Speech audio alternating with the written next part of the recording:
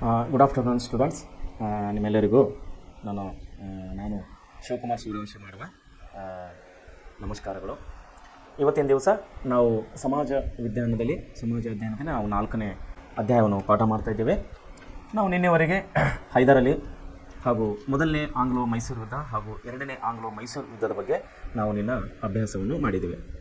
So ಇವತ್ತು ನಾವು ಟಿಪ್ಪು ಸುಲ್ತಾನನ ಬಗ್ಗೆ ಹಾಗೂ 3ನೇ ಆಂಗ್ಲೋ ಮೈಸೂರು ಯುದ್ಧ ಹಾಗೂ 4ನೇ ಆಂಗ್ಲೋ ಮೈಸೂರು ಯುದ್ಧದ ಬಗ್ಗೆ ನಾವಿವತ್ತು ಅಭ್ಯಾಸ ಮಾಡುವವರಾಗಿದ್ದೇವೆ. ಸೊ ಇವತ್ತಿನ ನಮ್ಮ ಮುಖ್ಯ ಒಂದು ಪ್ರಸ್ತಾಪವೇನೆಂದರೆ ಟಿಪ್ಪು ಸುಲ್ತಾನ.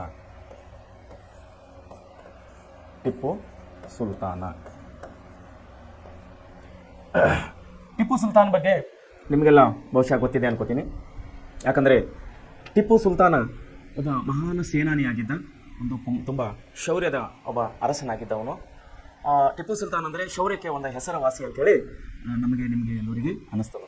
ಯಾಕಂದರೆ ಅವನ ಶೌರ್ಯದಿಂದಲೇ ಬ್ರಿಟಿಷರು ಕೂಡ ಅವನನ್ನು ನೋಡಿ ಹೆದರ್ತಾ ಇದ್ದರು.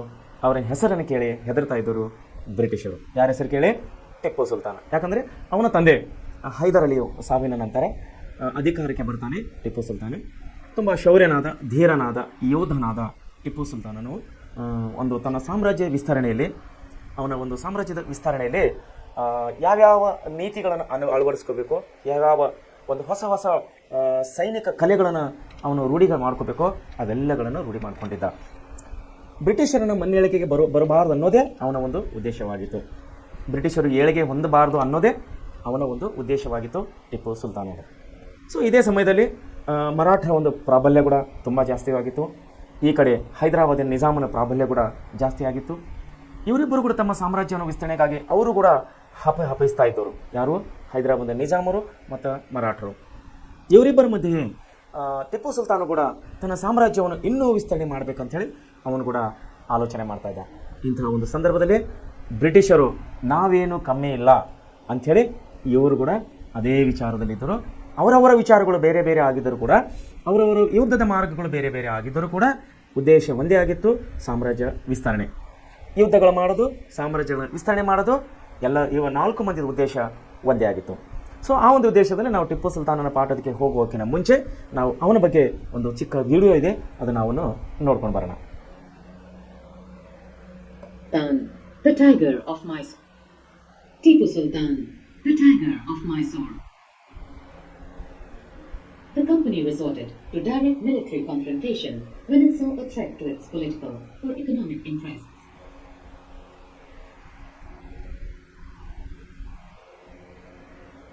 This can be illustrated with the case of the southern Indian state of Mysore. Mysore had grown in strength under the leadership of powerful rulers like Hyder Ali, who ruled from 1761 to 1782.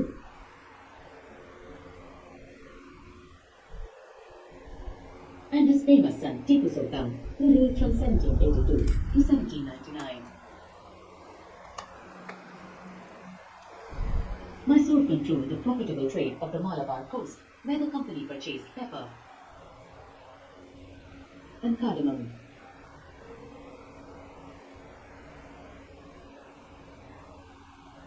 In 1785, Tipu Sultan stopped the export of sandalwood, pepper and cardamom from the ports of this kingdom and disallowed local merchants from trading with the company.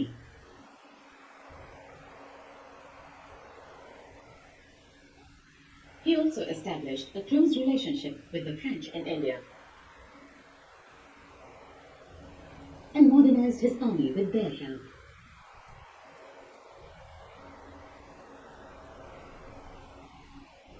The British were furious. They saw Hyder and Tipu as ambitious, arrogant and dangerous rulers who had to be controlled and crushed.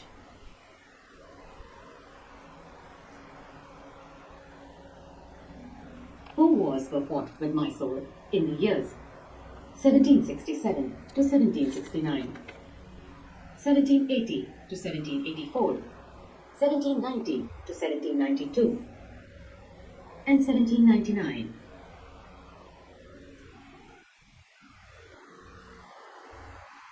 Only in the last battle of Seringapatam did the company ultimately win a victory.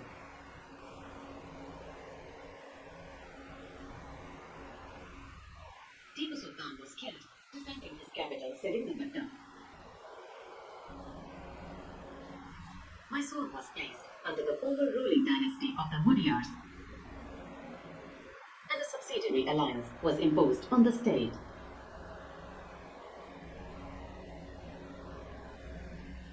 ನಾವು ಇಲ್ಲಿವರೆಗೆ ನೋಡಿದಾಗ ಆತ್ಮೀಯ ವಿದ್ಯಾರ್ಥಿಗಳೇ, ಟಿಪ್ಪು ಸುಲ್ತಾನನಿಗೆ ಮೈಸೂರು ಹುಲಿ ಎಂಬಂಥ ಒಂದು ಬಿರುದನ್ನು ಕೊಡಲಾಗಿದೆ. ಯಾಕೆಂದರೆ ತುಂಬ ವೀರನು, ಶೂರನು, ಧೀರನು ಆಗಿದ್ದರಿಂದ ಯುದ್ಧ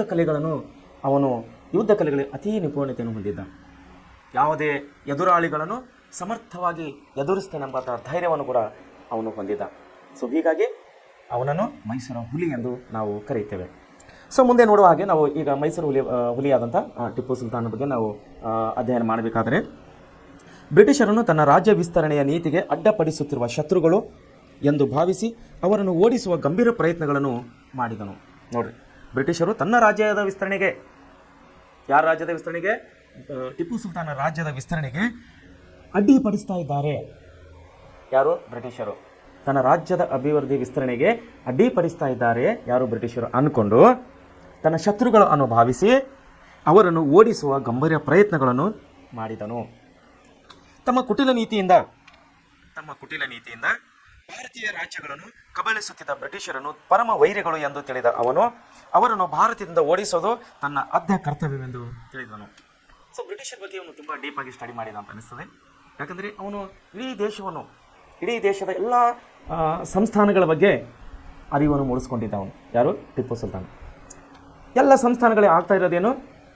ಬ್ರಿಟಿಷರು ಎಲ್ಲರನ್ನೇ ಸೋಲಿಸುವುದು, ಅವರನ್ನು ಆಸ್ಥಾನಿಕರನ್ನಾಗಿ ಮಾಡುವುದು, ಸಾಮಂತ ಅರಸರನ್ನಾಗಿ ಮಾಡುವುದು, ಅಲ್ಲಿದ್ದಂತಹ ಚಿನ್ನ, ಬಂಗಾರ, ಒಡೆಯರ, ಹಣ, ಸಂಪತ್ತೆಲ್ಲ ದೋಚ್ಕೊಂಡು ಹೋಗೋದು, ಆ ಸಂಸ್ಥಾನವನ್ನು ಬರಿದಾಗಿ ಮಾಡುವುದು. ಈ ಒಂದು ಪಾಲಿಸಿ ಅನ್ನೋದು ಬ್ರಿಟಿಷರು ಈ ರೀತಿ ಮಾಡ್ತಾ ಇದ್ದಾರೆ ಅಂಥೇಳಿ ಟಿಪ್ಪು ಸುಲ್ತಾನಿಗೆ ಗೊತ್ತಾಗಿತ್ತು. ಸೊ ಅದಕ್ಕಾಗಿ ಟಿಪ್ಪು ಸುಲ್ತಾನ್ ಏನು ಮಾಡ್ಕೊಂಡ? ಬ್ರಿಟಿಷರು ತನ್ನ ಪರಮ ವೈರಿಗಳು, ಅವರನ್ನು ಇಲ್ಲಿಂದ ಓಡಿಸಬೇಕು, ಅದೇ ತನ್ನ ಉದ್ದೇಶ ಅಂಥೇಳಿ ಅವನು ಅಂದ್ಕೊಂಡಿದ್ದ. ಯಾರು? ಟಿಪ್ಪು ಸುಲ್ತಾನ. ಮುಂದೇನಾಗ್ತಾ ಇದೆ? ತನ್ನ 17 ವರ್ಷಗಳ ಆಳ್ವಿಕೆಯಲ್ಲಿ, ಅಂದರೆ ಅವನು ಟೋಟಲ್ ಎಷ್ಟು ವರ್ಷ ಆಳ್ವಿಕೆ ಏನು ಮಾಡ್ತಾ ಇದ್ದಾನೆ ಟಿಪ್ಪು ಸುಲ್ತಾನ? 17 ವರ್ಷಗಳ ಆಳ್ವಿಕೆ. ತನ್ನ 17 ವರ್ಷಗಳ ಆಳ್ವಿಕೆಯಲ್ಲಿ ನಿರಂತರವಾಗಿ ಬ್ರಿಟಿಷರೊಂದಿಗೆ ಹೋರಾಡ್ತಾ ಇದ್ದವ. ಇವನಿಗೆ ಬೇರೆ ಶತ್ರುಗಳು ಕಡಿಮೆ ಆಗಿದ್ದರು, ಬ್ರಿಟಿಷರೇ ತುಂಬ ದೊಡ್ಡ ಶತ್ರುಗಳಾಗಿದ್ದರು ಇವನಿಗೆ. ಸೊ ಏನಾಗ್ತಾ ಇತ್ತು ಅಂದರೆ ಮುಂದೆ ಅವನು ಬ್ರಿಟಿಷರ ಸಾಮರ್ಥ್ಯ, ತಂತ್ರ, ಕುತಂತ್ರ ಮತ್ತು ಚಾಣಾಕ್ಷ ನೀತಿಗಳನ್ನು ಸ್ಪಷ್ಟವಾಗಿ ಅರ್ಥ ಮಾಡಿಕೊಂಡಿದ್ದ. ಬ್ರಿಟಿಷರ ತಂತ್ರ, ಕುತಂತ್ರ, ಚಾಣಾಕ್ಷ ನೀತಿಗಳನ್ನು ಇವನು ಚೆನ್ನಾಗಿ ಅರ್ಥ ಮಾಡಿಕೊಂಡಿದ್ದ. ಬ್ರಿಟಿಷರಿಗೆ ವ್ಯಾಪಾರದಲ್ಲಿ ನಷ್ಟವಾದರೆ ಅವರ ರಾಜಕೀಯ ಸ್ವಾಮ್ಯವನ್ನು ಕುಂದಿಸುತ್ತದೆ ಎಂದು ಅರಿತಿದ್ದ. ಟಿಪ್ಪು ಸುಲ್ತಾನಿಗೆ ಒಂದೇನವರು ಆಗಿತ್ತು? ಅವರು ಫೈನಾನ್ಸಿಯಲಿ ಸ್ಟ್ರಾಂಗ್ ಆಗಿದ್ದರು. ಅವರು ಹಣಕಾಸಿನ ವಿಷಯದಲ್ಲಿ ತುಂಬ ಸ್ಟ್ರಾಂಗ್ ಆಗಿದ್ದರು. ಯಾರು? ಬ್ರಿಟಿಷರು. ಯಾಕಂದರೆ ಮನೆಯಿಂದ ಹೊರಗಡೆ ನಾವು ಬರಬೇಕಾದರೆ ನಿಮಗೂ ಹಣ ಬೇಕು. ಅದೇ ರೀತಿ ಬ್ರಿಟಿಷರುಗಳು ಸಾಮ್ರಾಜ್ಯ ಬಿಟ್ಟು ಹೊರಗಡೆ ಬಂದು, ದೇಶ ಬಿಟ್ಟು ಹೊರಗಡೆ ಬಂದು, ಇನ್ನೊಬ್ಬರ ಮೇಲೆ ಆಕ್ರಮಣ ಮಾಡಿ, ಯುದ್ಧಗಳನ್ನು ಮಾಡಿ, ಸೋಲಿಸಿ ಮತ್ತೆ ತನ್ನ ಸಾಮ್ರಾಜ್ಯವನ್ನು ಅಭಿವೃದ್ಧಿ ಮಾಡಬೇಕು, ವಿಸ್ತಾರ ಮಾಡಬೇಕಂದ್ರೆ ಯುದ್ಧಗಳು ಮಾಡಬೇಕು. ಅವರು ಯುದ್ಧಗಳಂದ್ರೆ ಚಾಕುಗಳು ಬೇಕು, ತಲವಾರುಗಳು ಬೇಕು, ದೊಡ್ಡ ದೊಡ್ಡ ಬರ್ಚುಗಳು ಬೇಕು, ಕೊಡ್ಲಿಗಳು ಬೇಕು, ಆಮೇಲೆ ಸೈನಿಕರು ಬೇಕು, ಆಮೇಲೆ ಬಂದೂಕುಗಳು ಬೇಕು, ಬಾರೂದುಗಳು ಬೇಕು, ಕುದುರೆಗಳು ಬೇಕು. ಇವೆಲ್ಲ ಸುಮ್ಮನೆ ಆಗುತ್ತವ? ಇವೆಲ್ಲ ತರಬೇಕಂದ್ರೆ ದುಡ್ಡು ಬೇಕು. ಸೊ ದುಡ್ಡು ಅವ್ರ ಕಡೆ, ಸಂಪತ್ತು ಅವ್ರ ಕಡೆ ಅಪಾರವಾಗಿತ್ತು. ಯಾರ ಕಡೆ? ಬ್ರಿಟಿಷ್ ಕಡೆ. ಇದು ಚೆನ್ನಾಗಿ ಗೊತ್ತಿತ್ತು ಟಿಪ್ಪು ಸುಲ್ತಾನನಿಗೆ. ಅವರು ಆರ್ಥಿಕವಾಗಿ ಬಲಿಯಾಢ್ಯರಾಗಿದ್ದಾರೆ, ಅವರನ್ನು ಆರ್ಥಿಕವಾಗಿ ಹಿನ್ನಡೆ ಮಾಡಬೇಕು, ಬ್ರಿಟಿಷರನ್ನು ಎಕನಾಮಿಕಲಿ ಲಾಸ್ ಮಾಡಬೇಕು ಅವರನ್ನು ಅಂಥೇಳಿ ಇವನೇನು ತಿಳ್ಕೊಂಡ? ಇದು ಅವನ ತಲೆಯಲ್ಲಿ ಬಂತು ಟಿಪ್ಪು ಸುಲ್ತಾನಿಗೆ. ಫಸ್ಟ್ ಅವರನ್ನು ಎಕನಾಮಿಕಲಿ ವೀಕ್ ಮಾಡಬೇಕು, ಅವರನ್ನು ಫೈನಾನ್ಸಿಯಲ್ ಆಗಿ ಅವ್ರು ವೀಕ್ ಆಗಿಬಿಟ್ರು ಅಂದ್ರೆ ನಾನು ಅವರನ್ನು ಎದುರಿಸಬಹುದು ಅಂಥೇಳಿ ಟಿಪ್ಪು ಸುಲ್ತಾನ್ ಅವರಿಗೆ ಒಳ್ಳೆ ರೀತಿಯಲ್ಲಿ ಅವರ ಸಾಧಕ ಬಾಧಕಗಳ ಬಗ್ಗೆ, ಅವರ ಧೈರ್ಯ, ಶೌರ್ಯ, ಅವರ ಸಂಪತ್ತು, ಅವರ ಒಂದು ಆಕ್ರಮಣ ನೀತಿ, ತಂತ್ರಗಳ ಬಗ್ಗೆ ಎಲ್ಲ ಬಗ್ಗೆ ಇವನು ಚೆನ್ನಾಗಿ ಸ್ಟಡಿ ಮಾಡ್ತಾ ಇದ್ದ ಟಿಪ್ಪು ಸುಲ್ತಾನ. ಸೊ ಮುಂದೆ ಅವನೇನು ವಿಚಾರ ಮಾಡ್ದ? ಅವರಿಗೆ ವ್ಯಾಪಾರದಲ್ಲಿ ನಷ್ಟವಾದರೆ ಅವರು ಆರ್ಥಿಕವಾಗಿ ದಿವಾಳಿ ಆಗ್ತಾರೆ. ಆರ್ಥಿಕವಾಗಿ ದಿವಾಳಿ ಆದರೆ ನಾನು ಅವರನ್ನು ಎದುರಿಸಬಹುದು ಅಂಥೇಳೋ ಇವನು ಒಂದು ಚಿಂತನೆ ಇವನ ತಲೆಯಲ್ಲಿ ಬರ್ತದೆ. ಎಂದು ಅರಿತಿದ್ದ ಅವರು ಬ್ರಿಟಿಷರನ್ನು ವಿರೋಧಿಸುತ್ತಿದ್ದವರನ್ನು ಸಂಘಟಿಸುವ ಮತ್ತು ಅವರ ನೆರವನ್ನು ಅಪೇಕ್ಷಿಸಲು ಪ್ರಯತ್ನಿಸಿದನು. ಅವರಿಗೆ ವ್ಯಾಪಾರದಲ್ಲಿ ಲಾಭವಾಗದಂತೆ ನೋಡಿಕೊಳ್ಳುವ ಮೂಲಕ ವ್ಯಾಪಾರದ ಮೇಲೆ ಅವರು ಸಾಧಿಸಿದ ಏಕಸ್ವಾಮ್ಯವನ್ನು ಮುರಿಯುವ ಪ್ರಯತ್ನಗಳನ್ನು ನಡೆಸಿದನು. ಇವು ಬ್ರಿಟಿಷರಲ್ಲಿ ಟಿಪ್ಪುವಿನ ವಿರುದ್ಧ ಮತ್ತಷ್ಟು ದ್ವೇಷ ಭಾವನೆಗಳನ್ನು ಬೆಳೆಸಿದವು. ಇಲ್ಲೇನು ಸ್ಟಡಿ ಮಾಡಿದವ ಬ್ರಿಟಿಷರ ಬಗ್ಗೆ? ಫಸ್ಟ್ ಏನಪ್ಪ ಅಂದ್ರೆ ಬ್ರಿಟಿಷರನ್ನು ಆರ್ಥಿಕವಾಗಿ ವೀಕ್ ಮಾಡಬೇಕು. ಆರ್ಥಿಕವಾಗಿ ವೀಕ್ ಮಾಡಬೇಕಂದ್ರೆ ಏನು ಮಾಡಬೇಕು? ಅವರ ವ್ಯಾಪಾರ ಉದ್ದಿಮೆಗಳನ್ನು ನಷ್ಟಕ್ಕೆ ತರಬೇಕು. ಅವರ ವ್ಯಾಪಾರ ಉದ್ದಿಮೆಗಳನ್ನು ನಷ್ಟಕ್ಕೆ ತರಬೇಕಂದ್ರೆ ಏನು ಮಾಡಬೇಕು? ಅವರ ವಿರೋಧಿಗಳಾದ ಬ್ರಿಟಿಷರ ವಿರೋಧಿಗಳಾದ ಹೇಳ್ದಲ್ಲ ಮುಂಚೆ ನಾನು, ಇಲ್ಲಿ ಮರಾಠಿ ಇದ್ದಾರೆ ಮೇಲೆ, ಈ ಕಡೆ ಹೈದರಾಬಾದ್ ನಿಜಾಮ್ ಇದ್ದಾನೆ, ಇವರೆಲ್ಲರನ್ನು ತನ್ನ ತೆಕ್ಕೆಗೆ ಹೇಳ್ಕೊಳ್ಬೇಕು. ಅವರಲ್ಲದೆ ಇನ್ನೂ ಅನೇಕ ಚಿಕ್ಕ ಚಿಕ್ಕ ಸಂಸ್ಥಾನದ ಸಾಮಂತ ಅರಸರುಗಳು ಬ್ರಿಟಿಷರ ಮೇಲೆ ತುಂಬ ಅಸಮಾಧಾನರಾಗಿದ್ದಾರೆ, ಅಸಂತೋಷರಾಗಿದ್ದಾರೆ. ಅವರೆಲ್ಲರನ್ನು ತನ್ನ ತೆಕ್ಕೆಗೆ ಹೇಳ್ಕೋಬೇಕು.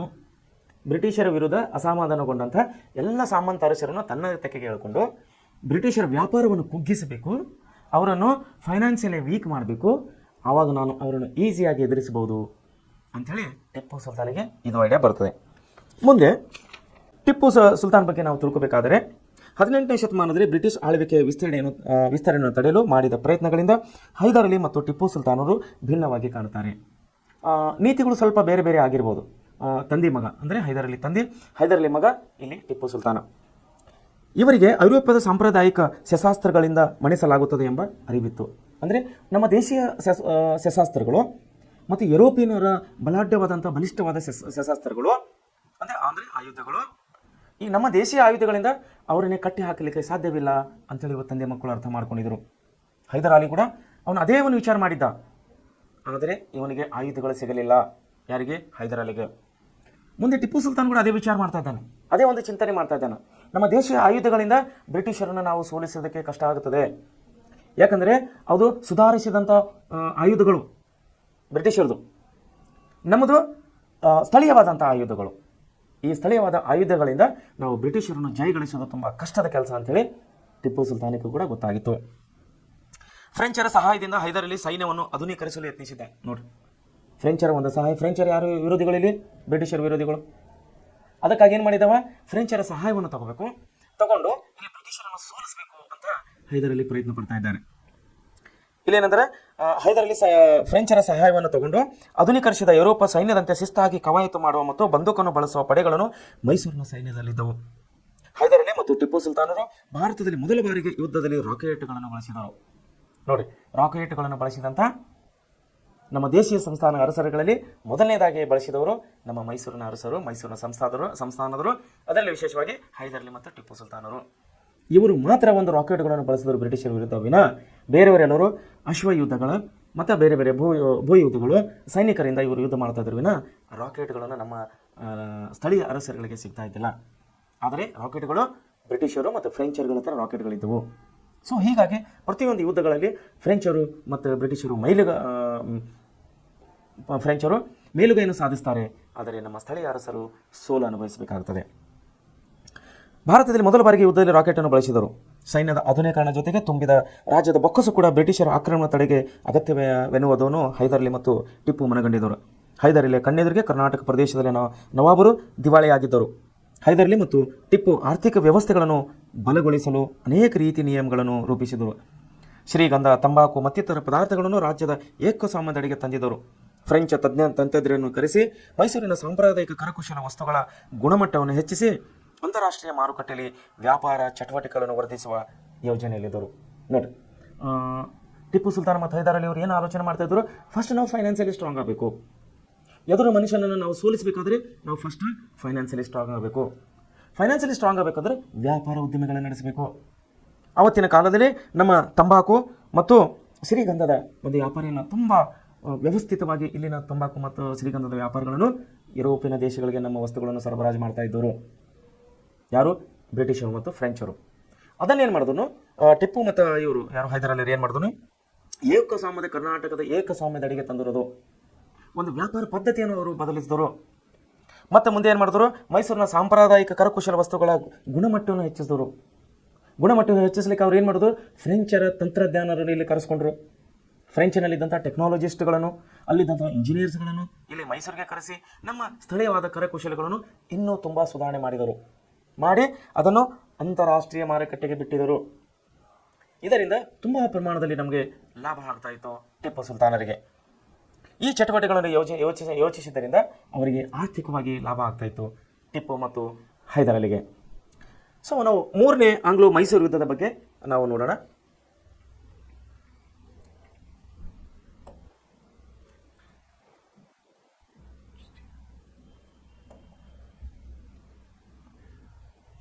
The sword of Tipu Sultan's and wood steel. Do you remember the great Tipu Sultan's sword? The sword had an incredibly hard and sharp edge that could easily rip through the opponent's armor.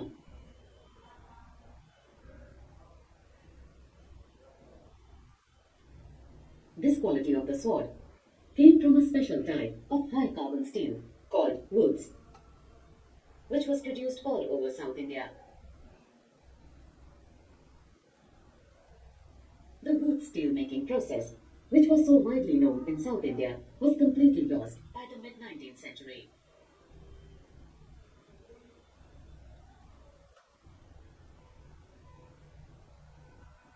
The swords and armors making industry died with the conquest of India by the British, and imports of iron and steel from England displaced the iron and steel produced by the craftspeople in India.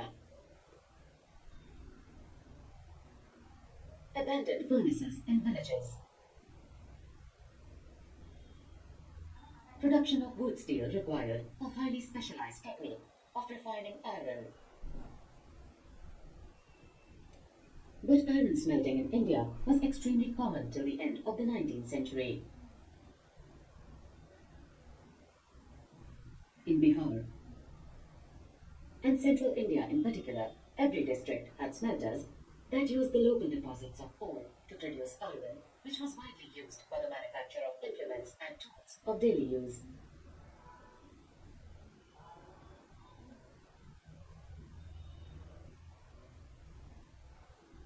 The furnaces were most often built of clay and sun-dried bricks.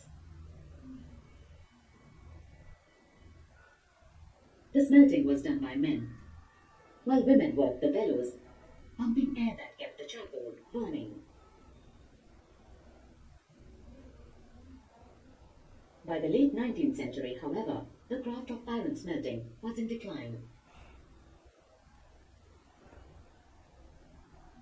In most villages, furnaces fell into disuse, and the amount of iron produced came down.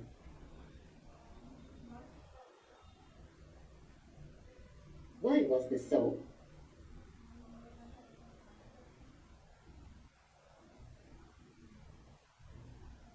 One reason was the new forest clause.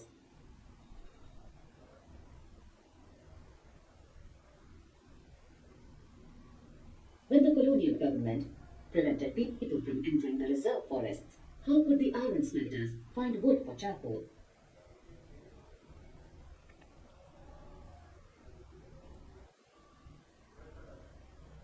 Where could they get iron ore?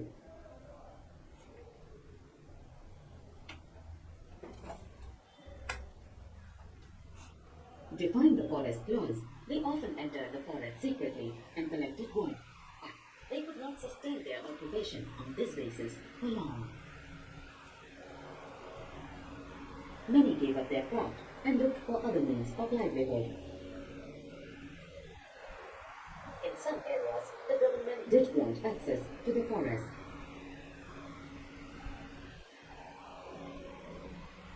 But the iron smelters had to pay a very high tax to the forest department for every furnace they used.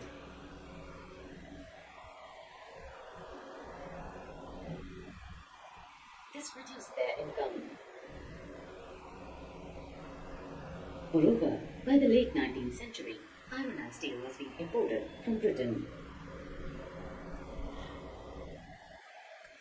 Ironsmiths in India began using the imported iron to manufacture utensils and implements.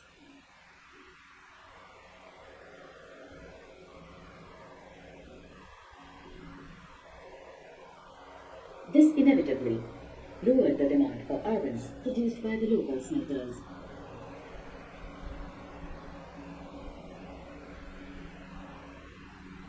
By the early 20th century, the artisans producing iron and steel faced a new competition.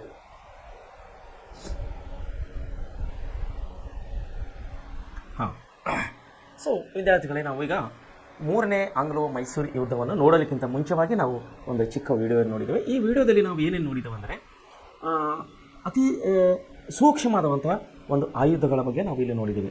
ಅಂದ್ರೆ ಆವತ್ತಿನ ಸಮಯದಲ್ಲಿ British ದೇಶದಿಂದ ಕಬ್ಬಿಣವನ್ನು ಇಲ್ಲಿ ಆಮದು ಮಾಡಿಕೊಂಡು ತಂದಂಥ ಕಬ್ಬಿಣವನ್ನು ಕಾಯಿಸಿ ಅದರಿಂದ ಆಯುಧಗಳನ್ನು ಇವರು ತಯಾರು ಮಾಡ್ತಾಯಿದ್ರು ನಮ್ಮ ಸ್ಥಳೀಯರು.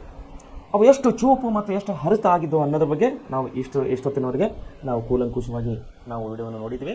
ಸೊ ಅಲ್ಲಿಂದ ತಂದಂಥ ಕಬ್ಬಿಣವನ್ನು ಇಲ್ಲಿ ತಂದು ಕೊಡಲಿ ಇನ್ನಿತರ ದಿನ ಬಳಕೆಗೆ ಬೇಕಾಗುವಂಥ ಗೃಹ ಬಳಕೆಗೆ ಮತ್ತು ಯುದ್ಧೋಪಚಾರಿಗಳಿಗೆ ಬೇಕಾಗುವಂತಹ ಆಯುಧಗಳನ್ನು ಇವರು ತಯಾರು ಮಾಡ್ಕೊತಾ ಇದ್ದರು. ತಯಾರು ಮಾಡ್ಕೊಂಡ ಮೇಲೆ ಅದೇ ಆಯುಧಗಳನ್ನು ಅರಣ್ಯಕ್ಕೆ ಹೋಗಿ ಗಿಡಗಳನ್ನು ಕಡಿಯೋದು, ಹಾಗೆ ತಂದಂಥ ಗಿಡಗಳನ್ನು ಕಡೆ ತಂದು ಅಡುಗೆ ಮಾಡಿಕೊಳ್ಳೋದು, ಸೊ ಇನ್ನಿತರ ತನ್ನ ದಿನನಿತ್ಯದ ಜೀವನಕ್ಕಾಗಿ ಬಳಸ್ತದಂಥ ಆಯುಧಗಳನ್ನು ಇವರು ಇಲ್ಲೇ ತಯಾರು ಮಾಡ್ಕೊತಾ ಇದ್ದರು ಅನ್ನೋಂಥ ಅವರ ಟೆಕ್ನಾಲಜಿ. ಕಬ್ಬಿಣವನ್ನು ಯಾವ ರೀತಿ ಕಾಯಿಸ್ತಾ ಇದ್ದರು, ಯಾವ ರೀತಿ ಅದಕ್ಕೆ ಪಂಪ್ ಮಾಡಿ ಗಾಳಿ ಹೊಡಿತಾ ಇದ್ದರು ಅನ್ನೋದೆಲ್ಲ ನಾವೀಗ ಅಂದರೆ ಆವತ್ತಿನ ಕಾಲದಲ್ಲಿ 17ನೇ ಶತಮಾನ 18ನೇ ಶತಮಾನದಲ್ಲಿ ಕೂಡ ಮಾನವನು ಆ ರೀತಿ ಒಂದು ಬೆಳವಣಿಗೆ ಕಂಡಿದ್ದ ಅನ್ನೋಂಥನ ನಾವಿಲ್ಲಿ ನೋಡಿದ್ದೇವೆ. ವಿಶೇಷವಾಗಿ ಟಿಪ್ಪು ಸುಲ್ತಾನನ ಕಾಲದಲ್ಲಿ ಕಬ್ಬಿಣದ ಅದಿರನ್ನು ನಾವು ಬ್ರಿಟಿಷ್ ದೇಶದಿಂದ ಅವಾಗ ಆಮದು ಮಾಡ್ತಾ ಇದ್ದರು ಅನ್ನೋ ಅಂಶವನ್ನು ನಾವು ಇಷ್ಟೊತ್ತವರೆಗೆ ನೋಡಿದೆ. ಸೊ ಈಗ ನಾವು ನೋಡ್ತಾ ಇರೋದು ಮೂರನೇ ಆಂಗ್ಲೋ ಮೈಸೂರು ಯುದ್ಧ. ಈ ಮೂರನೇ ಆಂಗ್ಲೋ ಮೈಸೂರು ಯುದ್ಧ The sword of Tipu Sultan, some smooth steel. Do you remember the great Tipu?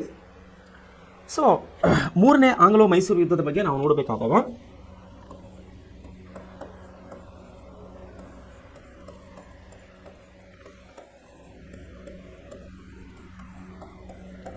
ಮೂರನೇ ಆಂಗ್ಲೋ ಮೈಸೂರು ಯುದ್ಧದ ಬಗ್ಗೆ ನಾವು ತಿಳ್ಕೊಬೇಕಂದಾಗ ಮೊದಲನೇದಾಗಿ ಯಾವುದೇ ಯುದ್ಧಗಳನ್ನು ಆಗಬೇಕಾದ್ರೆ ಅದಕ್ಕೆ ಕಾರಣಗಳಿರುತ್ತದೆ. ಯಾವುದೇ ಯುದ್ಧ ಆಗಬೇಕಂದ್ರೆ ಅಲ್ಲಿ ಕಾರಣ ಇದ್ದೇ ಇರುತ್ತದೆ. ಎರಡು ಆಂಗ್ಲೋ ಮೈಸೂರು ಯುದ್ಧಗಳನ್ನು ನಾವು ಕಂಡಿದ್ದೀವಿ. ಹೈದರಾಲಿನ ಕಾಲದಲ್ಲಿ ಮೊದಲನೇ ಆಂಗ್ಲೋ ಮೈಸೂರು ಯುದ್ಧ, ಎರಡನೇ ಆಂಗ್ಲೋ ಮೈಸೂರು ಯುದ್ಧಗಳನ್ನು ನಾವು ನಿನ್ನೆ ಅಭ್ಯಾಸದಲ್ಲಿ ಓದಿದ್ದೀವಿ. ಮೊದಲನೇ ಆಂಗ್ಲೋ ಮೈಸೂರು ಯುದ್ಧವನ್ನು ಮದ್ರಾಸ್ ಒಪ್ಪಂದದ ಮೂಲಕ ಸ್ಥಗಿತಗೊಳ್ಳುತ್ತದೆ. ಹಾಗೂ ಎರಡನೇ ಆಂಗ್ಲೋ ಮೈಸೂರು ಯುದ್ಧವನ್ನು ಬ್ರಿಟಿಷರು ಮತ್ತು ಹೈದರಾಲಿ ಮಧ್ಯದ ನಡೆದಾಗ ಮಂಗಳೂರು ಒಪ್ಪಂದದ ಮೂಲಕವಾಗಿ ಆ ಯುದ್ಧವನ್ನು ಕೊನೆಗಾಣಿಸ್ತಾ ಇದ್ದಾರೆ. ಅದೇ ಒಂದು ಯುದ್ಧದಲ್ಲಿ, ಎರಡನೇ ಆಂಗ್ಲೋ ಮೈಸೂರು ಯುದ್ಧದಲ್ಲಿ ಇಲ್ಲಿ ಹೈದರಾಲಿ ಸಾವನ್ನಪ್ಪುತ್ತಾನೆ. ಮುಂದೆ ಈಗ ಅವನ ಮಗನಾದ ಟಿಪ್ಪು ಸುಲ್ತಾನನು ಪಟ್ಟಾಭಿಷೇಕ ಆದಮೇಲೆ, ಟಿಪ್ಪು ಸುಲ್ತಾನ ರಾಜನಾದ ಮೇಲೆ ಇಲ್ಲಿ ನಡೀತಾ ಇರೋದು ಮೂರನೇ ಆಂಗ್ಲೋ ಮೈಸೂರು ಯುದ್ಧ. ಸೊ ಈ ಯುದ್ಧ ಬಗ್ಗೆ ನಾವು ವಿವರವಾಗಿ ನೋಡೋಣ. ಈ ಯುದ್ಧಕ್ಕೆ ನೇರ ಕಾರಣ ಯಾವುದೆಂದರೆ ತಿರುವಾಂಕೂರ ರಾಜಕಾರಣಕ್ಕೆ ಸಂಬಂಧಿಸಿದ ಪ್ರಶ್ನೆ. ತಿರುವಾಂಕೂರ ನೋಡಿಲಿ, ತಿರುವಾಂಕೂರ ಇದು ಬ್ರಿಟಿಷರ ವಶದಲ್ಲಿದ್ದ ಒಂದು ಪ್ರದೇಶ. ತಿರುವಾಂಕೂರ ರಾಜಕಾರಣಕ್ಕೆ ಸಂಬಂಧಿಸಿದ ಪ್ರಶ್ನೆ. ಆ ರಾಜ್ಯದ ರಾಜ, ಎಲ್ಲಿಂದ ರಾಜ? ತಿರುವಾಂಕೂರದ ರಾಜ ಆ ನೆರೆಯ ಕೊಚ್ಚಿ ಸಂಸ್ಥಾನಗಳಲ್ಲಿ ಬ್ರಿಟಿಷರ ಬೆಂಬಲದ ಕೋಟೆಯನ್ನು ನಿರ್ಮಿಸ್ತಾನೆ. ಬ್ರಿಟಿಷರ ಬೆಂಬಲದಿಂದ ಇಲ್ಲಿ ಕೋಟೆಯನ್ನು ನಿರ್ಮಾಣ ಮಾಡ್ತಾನೆ. ಯಾರು? ಸ್ಥಳೀಯ ಅರಸ. ಮತ್ತು ಆತನು ಡಚ್ಚರಿಂದ ಆಯ್ಕೋಟ ಮತ್ತು ಕಾಂಗನೂರು ಕೋಟೆಗಳನ್ನು ಕೂಡ ವಶಪಡಿಸಿಕೊಳ್ಳುತ್ತಾನೆ. ಯಾರು? ತಿರುವಾಂಕೂರ ಅರಸ. ಇದು ಮಂಗಳೂರು ಒಪ್ಪಂದದ ಷರತ್ತುಗಳ ಉಲ್ಲಂಘನೆಯಾಗಿತ್ತು. ನೋಡಿಲಿ, ಎರಡನೇ ಆಂಗ್ಲೋ ಮೈಸೂರು ಯುದ್ಧ ಯಾವಾಗ ಸ್ಟಾಪ್ ಆಗಿತ್ತು? ಮಂಗಳೂರು ಒಪ್ಪಂದದ ಮೂಲಕವಾಗಿ. ಇಲ್ಲೇನಾಗಿದೆ, ಮಂಗಳೂರು ಒಪ್ಪಂದವನ್ನು ಮುರಿದು ಬೀಳ್ತಾ ಇದೆ. ಮಂಗಳೂರು ಒಪ್ಪಂದದ ಇಲ್ಲಿ ಉಲ್ಲಂಘನೆ ಆಗ್ತಾ ಇದೆ. ಮಂಗಳೂರು ಒಪ್ಪಂದದ ಇಲ್ಲಿ ಒಪ್ಪಂದ ಉಲ್ಲಂಘನೆ ಆಗ್ತಾ ಇದೆ. ಬ್ರಿಟಿಷರು ಜನರಲ್ ಮೆಡೋಸನ್ ನಾಯಕತ್ವದಲ್ಲಿ ಕಾರವಾರ, ಕೊಯಮತ್ತೂರು, ದಿಂಡಿಗಲ್ ಮೊದಲಾದವುಗಳನ್ನು ವಶಪಡಿಸಿಕೊಡುತ್ತಾರೆ. ಇದಕ್ಕೆ ವಿರುದ್ಧವಾಗಿ ಟಿಪ್ಪು ಬಾರಾಮಹಲ್ ಪ್ರಾಂತವನ್ನು ಮುತ್ತಿ ಸತ್ಯಮಂಗಲವನ್ನು ವಶಪಡಿಸಿಕೊಳ್ಳುತ್ತಾನೆ. ತಿರುಚನಾಪಳ್ಳಿಯನ್ನು ಮುತ್ತಿ ಅದನ್ನು ವಶಪಡಿಸಿಕೊಳ್ಳುವ ನಿಟ್ಟಿನಲ್ಲಿ ಆತನು ಸೈನಿಕ ಕಾರ್ಯಾಚರಣೆಗಳು ನಡೆಸಿದನಾದರೂ ಅದು ಫಲ ನೀಡಲಿಲ್ಲ. ಈ ಸಮಯದಲ್ಲಿ ಲಾರ್ಡ್ ಕಾರ್ನ್ವಾಲಿಸ್ ಬ್ರಿಟಿಷ್ ಸೈನ್ಯದ ನಾಯಕತ್ವವನ್ನು ವಹಿಸಿಕೊಂಡನು. ಇದು ಯುದ್ಧದ ಗತಿಯನ್ನು ಬದಲಾಯಿಸಿತು. ಈಗ ಯಾರು ಬಂದಾರ ಇಲ್ಲಿ? ಮುಂಚೆ ಯಾರಿದು? ಮೆಡೋಸನ್ ಅಂತಿದ್ದ ಬ್ರಿಟಿಷ್ ಅಧಿಕಾರಿ. ಈಗ ಲಾರ್ಡ್ ಕಾರ್ನ್ವಾಲಿಸ್ ಅಂತೇಳಿ ಬ್ರಿಟಿಷ್ ವೈಸ್ರಾಯ್ ಅಧಿಕಾರಕ್ಕೆ ಇಲ್ಲಿ ಬರ್ತಾ ಇದ್ದಾನೆ. Lord corn Wallis. ಈ ಲಾರ್ಡ್ ಕಾರ್ನ್ ವಾಲಿಸನು ನಾವು ಮುಂಚೆ ಕೂಡ ಕಳೆದ 2ನೇ ಅಧ್ಯಾಯದಲ್ಲಿ ನೋಡಿದ್ದೀವಿ. ಇವನು ತುಂಬ ಬುದ್ಧಿಶಾಲಿಯು, ಬುದ್ಧಿ ಉಳ್ಳವನು ಮತ್ತು ತುಂಬ ಚಾಣಾಕ್ಷನು ಆಗಿದ್ದನು ಈ ಯುದ್ಧದ ಕಲೆಗಳಲ್ಲಿ, ಬ್ರಿಟಿಷ್ ಸಾಮ್ರಾಜ್ಯದ ವಿಸ್ತರಣೆಯಲ್ಲಿ. ನಾವು 2ನೇ ಅಧ್ಯಾಯದಲ್ಲಿ ಇವನ ಬಗ್ಗೆ ನಾವು ಸ್ಟಡಿ ಮಾಡಿದ್ದೀವಿ. ಸೊ ಈಗೇನಾಗ್ತಾ ಇದೆ, ಬ್ರಿಟಿಷ್ ಸೈನ್ಯ ಕಾರ್ನ್ ವಾಲಿಸನ ನೇತೃತ್ವದಲ್ಲಿ ಕೋಲಾರ ಮತ್ತು ಹೊಸಕೋಟೆಗಳನ್ನು ವಶಪಡಿಸಿಕೊಂಡು ಬೆಂಗಳೂರಿನಿಂದ ಮುನ್ನುಗ್ಗಿತ್ತು. ಯಾರ ನೇತೃತ್ವದಲ್ಲಿ? ಕಾರ್ನ್ ವಾಲಿಸನ ನೇತೃತ್ವದಲ್ಲಿ ಬ್ರಿಟಿಷ್ ಸೈನ್ಯವು 2 ನಗರಗಳನ್ನು ಇಲ್ಲಿ ವಶಪಡಿಸಿಕೊಡ್ತಾ ಇದೆ. ಒಂದು ಕೋಲಾರ, ಇನ್ನೊಂದು ಹೊಸಕೋಟೆ. ಈ 2 ನಗರಗಳನ್ನು ವಶಪಡಿಸಿಕೊಂಡು 3ನೇ ನಗರ ಅಂದರೆ ಬೆಂಗಳೂರಿಗೆ ಇವರು ಮುನ್ನುಗ್ಗುತ್ತಾ ಇದ್ದಾರೆ.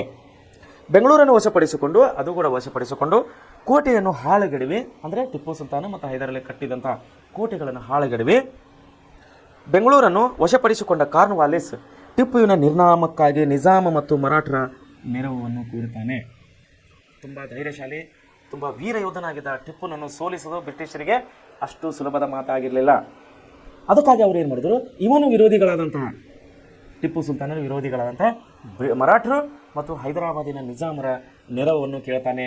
ಯಾರು? ಕಾರ್ನ್ ವಾಲಿಸ್, ಬ್ರಿಟಿಷ್ ಅಧಿಕಾರಿ. ನಿಜಾಮ ಮತ್ತು ಮರಾಠರ ಸಂಘಟಿತ ಸೈನ್ಯ ಬ್ರಿಟಿಷರೊಂದಿಗೆ ಸೇರುವುದರೊಂದಿಗೆ ಯುದ್ಧದ ತಿರುವನ್ನು ಪಡೆದುಕೊಂಡಿತ್ತು. ಮರಾಠರು ಸವಣೂರು, ಗಜೇಂದ್ರಗಡ, ಲಕ್ಷ್ಮೇಶ್ವರ, ಹುಬ್ಬಳ್ಳಿ ಮೊದಲಾದವುಗಳನ್ನು ವಶಪಡಿಸಿಕೊಂಡಿದ್ದರು. ಯಾರು? ಮರಾಠರು.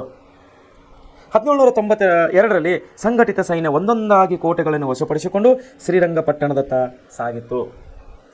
ಯಾವ ಸೈನ್ಯ? ಸಂಘಟಿತ ಸೈನ್ಯ. ಸಂಘಟಿತ ಸೈನ್ಯ ಅಂದರೆ ಯಾರ್ಯಾರು ಬಂದರಲ್ಲಿ? ಮರಾಠರು, ಹೈದರಾಬಾದಿನ ನಿಜಾಮರು ಮತ್ತು ಬ್ರಿಟಿಷರು. ಈ ಮೂವರು ಬ್ರಿಟಿಷರು ಯಾರು ನೆರವು ಕೇಳಿದ್ರಲ್ಲಿ? ಮರಾಠರು ಮತ್ತು ನಿಜಾಮರ ನೆರವನ್ನು ಕೇಳಿದ. ಅದಕ್ಕೆ ಒಪ್ಕೊಂಡು ತನ್ನ ಸಂಘಟಿತವಾದಂಥ ಸೈನ್ಯಗಳನ್ನು ದಕ್ಷಿಣದತ್ತ ಮುನ್ನುಗ್ಗಿಸಿ ಅವ್ರು ಏನೇನು ಮಾಡಿದಾರೆ, ಇಲ್ಲಿ ಸವಣೂರು, ಗಜೇಂದ್ರಗಡ, ಲಕ್ಷ್ಮೇಶ್ವರ, ಹುಬ್ಬಳ್ಳಿ ಇವೆಲ್ಲವನ್ನು ವಶಪಡಿಸಿಕೊಂಡು ಈಗ ಶ್ರೀರಂಗಪಟ್ಟಣದಂತ ಮುನ್ನುಗ್ಗುತ್ತಾ ಇದ್ದಾರೆ. ಯಾರ ಸೈನ್ಯ? ಮರಾಠರು ಮತ್ತು ಹೈದರಾಬಾದಿನ ನಿಜಾಮನ ಸೈನ್ಯ. 1790ರಲ್ಲಿ ಸಂಘಟಿತ ಸೈನ್ಯ ಒಂದೊಂದಾಗಿ ಕೋಟೆಗಳು ವಶಪಡಿಸಿಕೊಂಡು ಶ್ರೀರಂಗಪಟ್ಟಣದ ಕಡೆ ಸಾಗಿತು.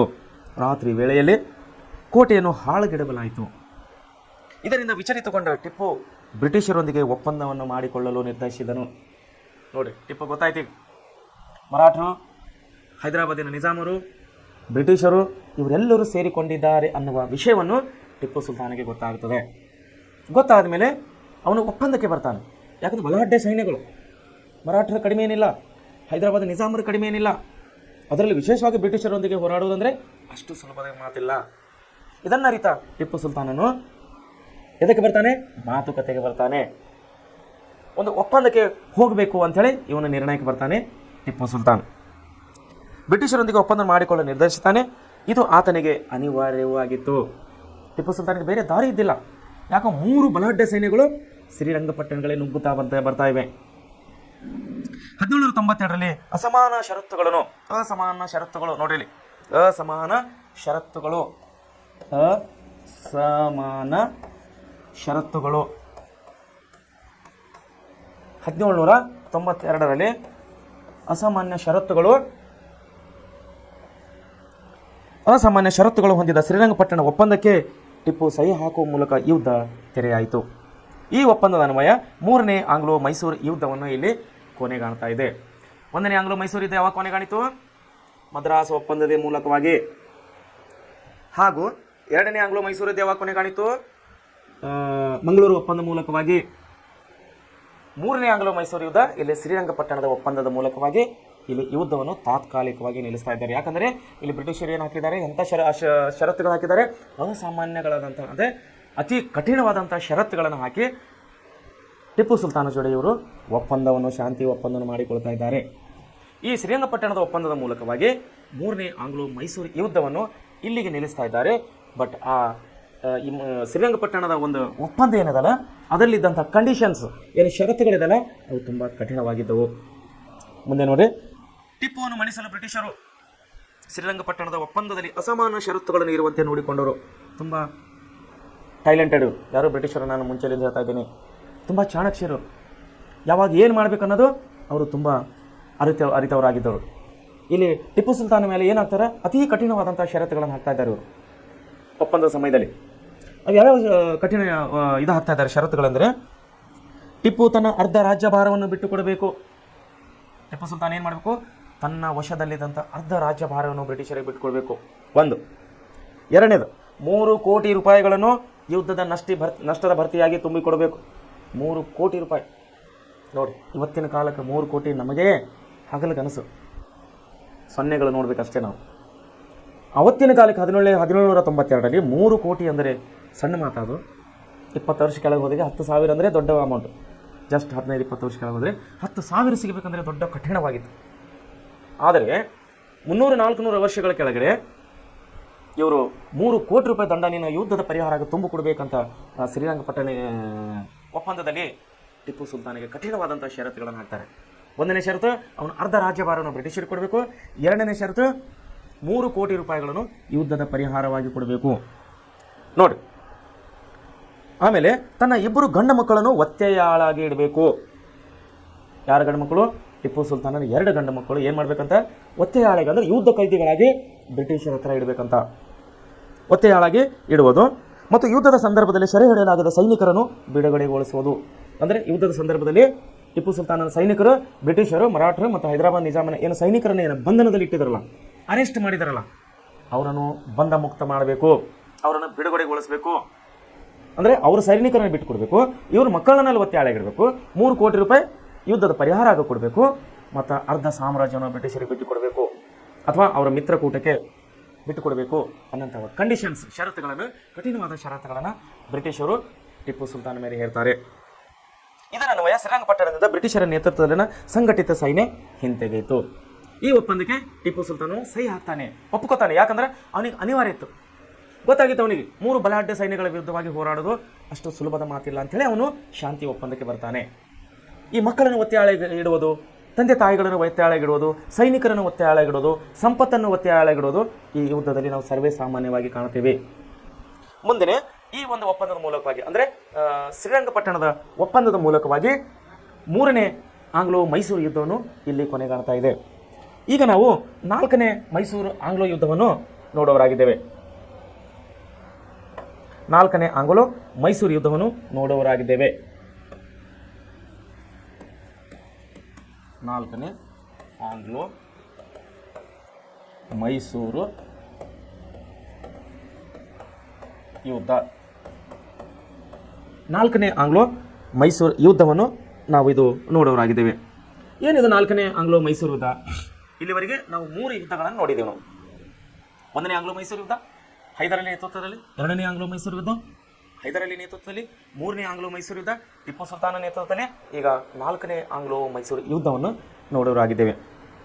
ಟಿಪ್ಪು 3ನೇ ಆಂಗ್ಲೋ ಮೈಸೂರು ಯುದ್ಧದಲ್ಲಿ ಸೋಲನ್ನು ವೈಯಕ್ತಿಕವಾಗಿ ಸ್ವೀಕರಿಸಿ ಅದನ್ನು ಒಂದು ಪ್ರಮುಖ ಸವಾಲೆಂದು ಪರಿಗಣಿಸ್ತಾನೆ.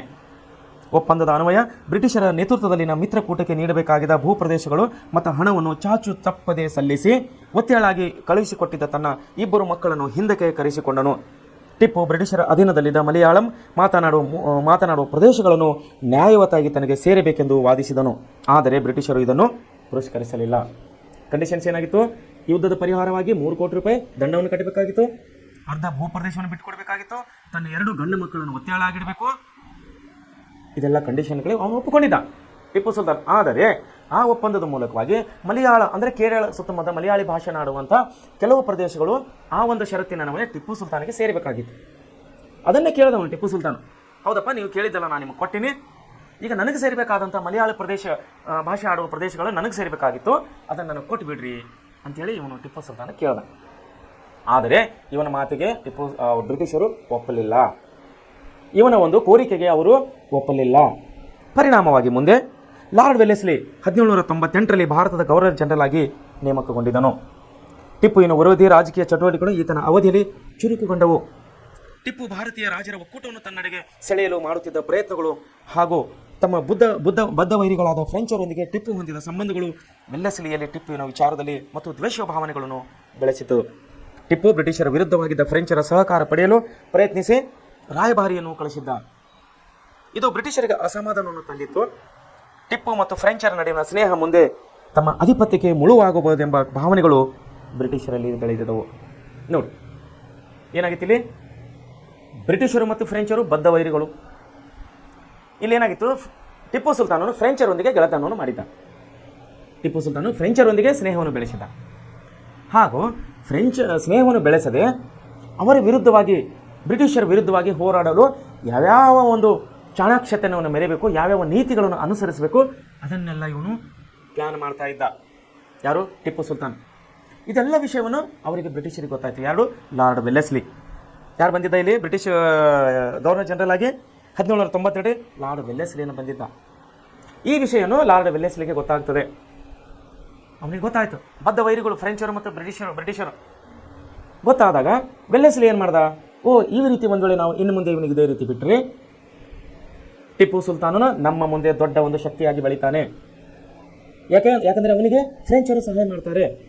ಫ್ರೆಂಚರ ಸಹಾಯ ಮಾಡಿದ್ರೆ ಟಿಪ್ಪು ಸುಲ್ತಾನ ದೊಡ್ಡ ಶಕ್ತಿಯಾಗಿ ಬೆಳೆದರೆ ನಾವು ಇಲ್ಲಿಂದ ಕಾಲು ತೆಗೆಯಬೇಕಾಗುತ್ತದೆ ಅಂದ್ಕೊಂಡು ಅವ್ರು ಏನು ಮಾಡಿದ್ರು, ಒಳಗೆ ಕೊತ ಕುದಿತಾ ಇದ್ದರು ಬ್ರಿಟಿಷ್ ಗವರ್ನರ್ ಜನರಲ್ ಆದಂಥ ಲಾರ್ಡ್ ವೆಲ್ಲೆಸ್ಲಿ. ಇದರ ಅನುಗುಣವಾಗಿದೆ ಟಿಪ್ಪು ಸುಲ್ತಾನ ಏನು ಮಾಡಿದ, ಇಲ್ಲಿಗೆ ನಿಲ್ಲಿಸಿಲ್ಲ ಫ್ರೆಂಚರ ಸ್ನೇಹವನ್ನು ಅಲ್ಲೇ ನಿಲ್ಲಿಸಿಲ್ಲ. ಅವನೇನು ಮಾಡಿದ, ತನ್ನ ರಾಯಭಾರವನ್ನು ಫ್ರೆಂಚ್ ದೇಶಕ್ಕೆ, ಅಂದರೆ ಅಲ್ಲಿಗೆ ಫ್ರೆಂಚ್ ದೇಶಕ್ಕೆ ಕಳಿಸಿದ್ದ. ತನ್ನ ರಾಯಭಾರಿಯನ್ನು ಕಳಿಸಿದ ಅವರ ಸ್ನೇಹವನ್ನು ಗಟ್ಟಿ ಮಾಡಿಕೊಳ್ಳಲಿಕ್ಕೆ. ಇದನ್ನೆಲ್ಲ ಬ್ರಿಟಿಷರಿಗೆ ನೋಡಲಿಕ್ಕೆ ಆಗ್ತಾ ಇದ್ದಿಲ್ಲ. ಹೊಸ ಷರತ್ತುಗಳನ್ನು ಒಳಗೊಂಡಿರುವ ಸಹಾಯಕ ಸೈನ್ಯ ಪದ್ಧತಿಯನ್ನು ಟಿಪ್ಪುವಿನ ಮೇಲೆ ಹೇರಲಾಯಿತು. ನೋಡಿ, ಲಾರ್ಡ್ ವೆಲ್ಲೆಸ್ಲಿ ಏನು ಮಾಡ್ತಾ ಇದ್ದೀವಿ, ಸಹಾಯಕ ಸೈನ್ಯ ಪದ್ಧತಿ ಜಾರಿ ಇತ್ತು. ನಾವು 2ನೇ ಪಾಠದಲ್ಲಿ ನೋಡಿದ್ದೀವಿ. ಸಹಾಯಕ ಸೈನ್ಯ ಪದ್ಧತಿ ಕಂಡೀಷನ್ ಏನಿತ್ತು, ಬ್ರಿಟಿಷರ ಸೈನ್ಯವನ್ನು ನಮ್ಮ ಸ್ಥಳೀಯ ರಾಜರು ಇಟ್ಕೋಬೇಕಾಗಿತ್ತು. ಅವರ ವೇತನ, ಅವರ ಖರ್ಚುಗಳನ್ನೆಲ್ಲ ಇವರು ನೋಡ್ಕೋಬೇಕಾಗಿತ್ತು. ಬದಲಾಗಿ ಅವರು ಯಾವುದೇ ಸ್ಥಳೀಯ ರಾಜರ ಮೇಲೆ ದಂಡೆತ್ತಿ ಹೋಗಂಗಿಲ್ಲ. ಓನ್ಲಿ ಫಾರ್ ಎಮರ್ಜೆನ್ಸಿ, ಕೇವಲ ತುರ್ತು ಪರಿಸ್ಥಿತಿಯ ಸಮಯದಲ್ಲಿ ಮಾತ್ರ ಅವನು ಇನ್ನೊಬ್ಬರ ಮೇಲೆ, ಸ್ಥಳೀಯ ರಾಜರ ಮೇಲೆ ದಂಡೆತ್ತಿ ಹೋಗಬಹುದೇ ವಿನ ಬ್ರಿಟಿಷರ ಅನುಮತಿ ಇಲ್ಲದೆ ಸಾಮಂತ ಅರಸನು ಇನ್ನೊಂದು ರಾಜರ ಮೇಲೆ ದಂಡೆತ್ತಿ ಹೋಗಂಗಿಲ್ಲ. ಸೊ ಈ ಪದ್ಧತಿಯನ್ನು ನೀನು ಒಪ್ಕೋಬೇಕಂತೇಳಿ ಟಿಪ್ಪುವಿನ ಮೇಲೆ ಇವರು ಪ್ರಭಾವವನ್ನು ಹೇಳ್ತಾರೆ, ದಬಾವನ್ನು ಹಾಕ್ತಾರೆ. ಯಾರು? ಬ್ರಿಟಿಷರು. ಮುಂದೆ ಆದರೆ ಟಿಪ್ಪು ಈ ಅಮಾನವೀಯ ಸಹಾಯಕ ಸದ್ಯ ಪದ್ಧತಿ ಮತ್ತು ಅಸಮಾನ ಷರತ್ತುಗಳನ್ನು ಒಳಗೊಂಡ ಇದನ್ನು ಒಪ್ಪಿಕೊಳ್ಳಲು ನಿರಾಕರಿಸಿದನು. ಇದರಿಂದಾಗಿ 4ನೇ ಆಂಗ್ಲೋ ಮೈಸೂರು ಯುದ್ಧವು ಪ್ರಾರಂಭವಾಗುತ್ತದೆ. ಈ ಅಸಾಮಾನ್ಯವಾದಂತಹ ಅವೈಜ್ಞಾನಿಕ ಆದಂತಹ ಸಹಾಯಕ ಸೈನ್ಯ ಪದ್ಧತಿಯನ್ನು ಇವನು ಒಪ್ಕೊಳ್ಳೋದಿಲ್ಲ. ಯಾರು? ಟಿಪ್ಪು ಸುಲ್ತಾನ್. ನಾನು ಒಪ್ಕೊಳ್ಳೋದಿಲ್ಲ ನಿಮ್ಮ ಪದ್ಧತಿ ಅಂತ ಹೇಳ್ಕೊತಾನೆ. ಅದನ್ನು ಬ್ರಿಟಿಷರಿಗೆ ಸಿಟ್ಟೆ ಬರುತ್ತದೆ. ಇದೇ ಒಂದು ಕಾರಣಕ್ಕಾಗಿ ಇಲ್ಲಿ 4ನೇ ಆಂಗ್ಲೋ ಮೈಸೂರು ಯುದ್ಧವನ್ನು ನಾವು ಕಾಣುವರಾಗಿದ್ದೇವೆ. 1799ರಲ್ಲಿ ಯುದ್ಧವನ್ನು ಪ್ರಾರಂಭವಾಗುತ್ತದೆ. 1790ರಲ್ಲಿ ಯುದ್ಧವನ್ನು ಪ್ರಾರಂಭವಾಗುತ್ತದೆ. ಅಭೇದ್ಯವಾದ ಶ್ರೀರಂಗಪಟ್ಟಣ ಕೋಟೆಯನ್ನು ಬ್ರಿಟಿಷರು ಭೇದಿಸಿದರು. ಅಭೇದ್ಯವಾದ ಕೋಟೆ, ಶ್ರೀರಂಗಪಟ್ಟಣ ಕೋಟೆ ಅಷ್ಟು ಸಾಮಾನ್ಯ ಕೋಟೆ ಇಲ್ಲ, ಅದು ಅಭೇದ್ಯವಾದಂತೆ ತುಂಬ ಸ್ಟ್ರಾಂಗ್ ಆದಂಥ ಕೋಟೆ ಅದು. ಆ ಕೋಟೆಯನ್ನು ಬ್ರಿಟಿಷರು ನುಗ್ಗಿದರು, ಇಲ್ಲಿ ಭೇದಿಸರು ಅಂತ ಹೇಳಿ ನಾವು ನೋಡ್ತಾ ಇದ್ದೇವೆ. ಅಂದರೆ ಕೋಟೆ ಒಳಗೆ ನುಗ್ಗಿದರು ಅಂತ ಅರ್ಥ. ಎರಡೂ ಸೈನ್ಯಗಳು ವೀರಾವೇಶದಿಂದ ಕಾದಾಡಿದವು. ಇಲ್ಲಿ ಟಿಪ್ಪುನ ಸೈನ್ಯ ಮತ್ತು ಬ್ರಿಟಿಷರ ಸೈನ್ಯಗಳು ವೀರಾವೇಶದಿಂದ ತನ್ನ ವೀರತ್ವವನ್ನು ಅಲ್ಲಿ ತೋರಿಸ್ತಾ ಇದ್ದಾರೆ, ತನ್ನ ಶೌರ್ಯವನ್ನು ಅಲ್ಲಿ ತೋರಿಸ್ತಾ ಇದ್ದಾರೆ, ಹೋರಾಡ್ತಾ ಇದ್ದಾರೆ. ಟಿಪ್ಪು ತನ್ನ ಸೈನ್ಯವನ್ನು ಹುರಿದುಂಬಿಸ್ತಾ ಹೋರಾಡಿದ. ಟಿಪ್ಪು ತನ್ನ ಸೈನ್ಯವನ್ನು ಹುರಿದುಂಬಿಸ್ತಾ ಅಂದರೆ ಅವರನ್ನು ಎನ್ಕರೇಜ್ ಮಾಡ್ಕೋತೀವಿ. ಶೋ ಅವರನ್ನು ಹುರಿದುಂಬಿಸೋದಂದರೆ ನಾವು IPL ಕ್ರಿಕೆಟ್ ನೋಡ್ತೀವಲ್ಲ, IPL ಕ್ರಿಕೆಟ್ನಲ್ಲಿ ಕ್ರಿಕೆಟ್ ಆಡೋರು ಬೇರೆ, ಹುರಿದುಂಬಿಸೋರೇ ಜನ ಇರ್ತಾರೆ ಹಿಂದ್ಗಡೆ. ಅದೇ ರೀತಿ ಟಿಪ್ಪು ಸುಲ್ತಾನ್ಗಳ ತನ್ನ ಸೈನಿಕರನ್ನು ಹುರಿದುಂಬಿಸ್ತಾ ಈ ಯುದ್ಧವನ್ನು ಮುನ್ನಡೆಸ್ತಾ ಇದ್ದ. 1790ರಲ್ಲಿ ಹತನಾದನು. ಟಿಪ್ಪು ಸುಲ್ತಾನ್ ಇಲ್ಲಿ ಸಾವನ್ನಪ್ಪುತ್ತಾನೆ. ಟಿಪ್ಪು ಸುಲ್ತಾನನ ಸಾವು ಆಗುತ್ತದೆ ಇಲ್ಲಿ. ಯಾಕಂದರೆ ಇಲ್ಲಿ ಬ್ರಿಟಿಷರು ತುಂಬ ಬಲಾಢ್ಯರಾಗಿದ್ದಾರೆ. ಆತನ ಮರಣ ಬ್ರಿಟಿಷರಿಗೆ ಇಡೀ ಭಾರತವೇ ತಮ್ಮ ಕೈವಶವಾದ ಸಂತೋಷವನ್ನು ತಂದಿತ್ತು. ಬ್ರಿಟಿಷರಿಗೆ ಟಿಪ್ಪು ಸುಲ್ತಾನ ಸತ್ತ ಮೇಲೆ ಹೆಂಗಾಗಿತ್ತಂತ, ಇಡೀ ದೇಶವನ್ನೇ ನಾವು ಗೆದ್ದುಕೊಂಡಿವಿ ಅನ್ನೋಂಥ ಭಾವನೆಯನ್ನು ಅವ್ರ ಬಳಿ ಮೂಡಿತಂತ. ಅಂದರೆ ಅದಷ್ಟು ತುಂಬ ಶೂರನಾಗಿದ್ದ ಟಿಪ್ಪು ಸುಲ್ತಾನ್. ಬೇರೆ ಅರಸರು ಅಷ್ಟು ಶೂರನಾಗಿರಲಿಲ್ಲ, ಬೇರೆಯವರನ್ನು ಸೋಲಿಸಲಿಕ್ಕೆ ಅಷ್ಟು ಕಷ್ಟ ಆಗಲಿಲ್ಲ ಬ್ರಿಟಿಷರಿಗೆ. ಆದರೆ ಟಿಪ್ಪು ಸುಲ್ತಾನನ್ನು ಸೋಲಿಸಲಿಕ್ಕೆ ಇವರು ಮರಾಠರ ಸಹಾಯ ಕೇಳಬೇಕಾಗಿತ್ತು. ಹೈದರಾಬಾದಿನ ನಿಜಾಮನ ಸಹಾಯವನ್ನು ಕೇಳುವಂಥ ಪರಿಸ್ಥಿತಿ ಇವರಿಗೆ ಬಂತು. ಸೊ ಟಿಪ್ಪು ಸುಲ್ತಾನ್ ಸತ್ತ ಮೇಲೆ ಇವರಿಗೆ ತುಂಬ ಸಂತೋಷವಾಯಿತು, ನಾವು ಇಡೀ ದೇಶವನ್ನೇ ಗೆದ್ದಿದ್ದೀವಿ ಅಂತ. ತದನಂತರ ಬ್ರಿಟಿಷರು ಆತನ ಹತೋಟಿಯಲ್ಲಿದ್ದ ಭೌಗೋಳಿಕ ಪ್ರದೇಶಗಳನ್ನು ಮರಾಠರು ಮತ್ತು ನಿಜಾಮರೊಂದಿಗೆ ಹಂಚಿಕೊಂಡರು. ಅವರ ಸಹಾಯಕ್ಕೆ ಬಂದಿದ್ರಲ್ಲ ಯಾರು? ಮರಾಠರು ಮತ್ತು ನಿಜಾಮರು. ಕೆಲವೊಂದು ಪ್ರದೇಶಗಳು ಮರಾಠರಿಗೆ ಬಿಟ್ಟರು, ಕೆಲವೊಂದು ಪ್ರದೇಶಗಳು ಹೈದರಾಬಾದಿನ ನಿಜಾಮನಿಗೆ ಬಿಟ್ಟರು. ಒಂದು ಸಣ್ಣ ಭೌಗೋಳಿಕ ಪ್ರದೇಶ, ಒಂದು ಸಣ್ಣ ಪ್ರದೇಶವನ್ನು ಮೈಸೂರು ಒಡೆಯರ ರಾಜವಂಶಸ್ಥರಿಗೆ ಪ್ರತಿನಿಧಿಗೆ ವರ್ಗಾಯಿಸಲಾಯಿತು. ಈ ಪ್ರದೇಶ ತರುವಾಯ ಮೈಸೂರು ಸಂಸ್ಥಾನವೆಂದು ಹೆಸರಾಯಿತು. ಒಂದು ಸಣ್ಣ ಪ್ರದೇಶವನ್ನು ಮೈಸೂರು ಅರಸರಿಗೆ ಇಲ್ಲಿ ಬಿಟ್ಟುಕೊಡ್ತಾರೆ ಬ್ರಿಟಿಷರು. ಇಲ್ಲಿ ದೋಂಡಿಯಾ ವಾಗ್ ಅನ್ನೋಂಥ ಇನ್ನೊಂದು ಘಟನೆಯನ್ನು ನಡೀತಾ ಇದೆ.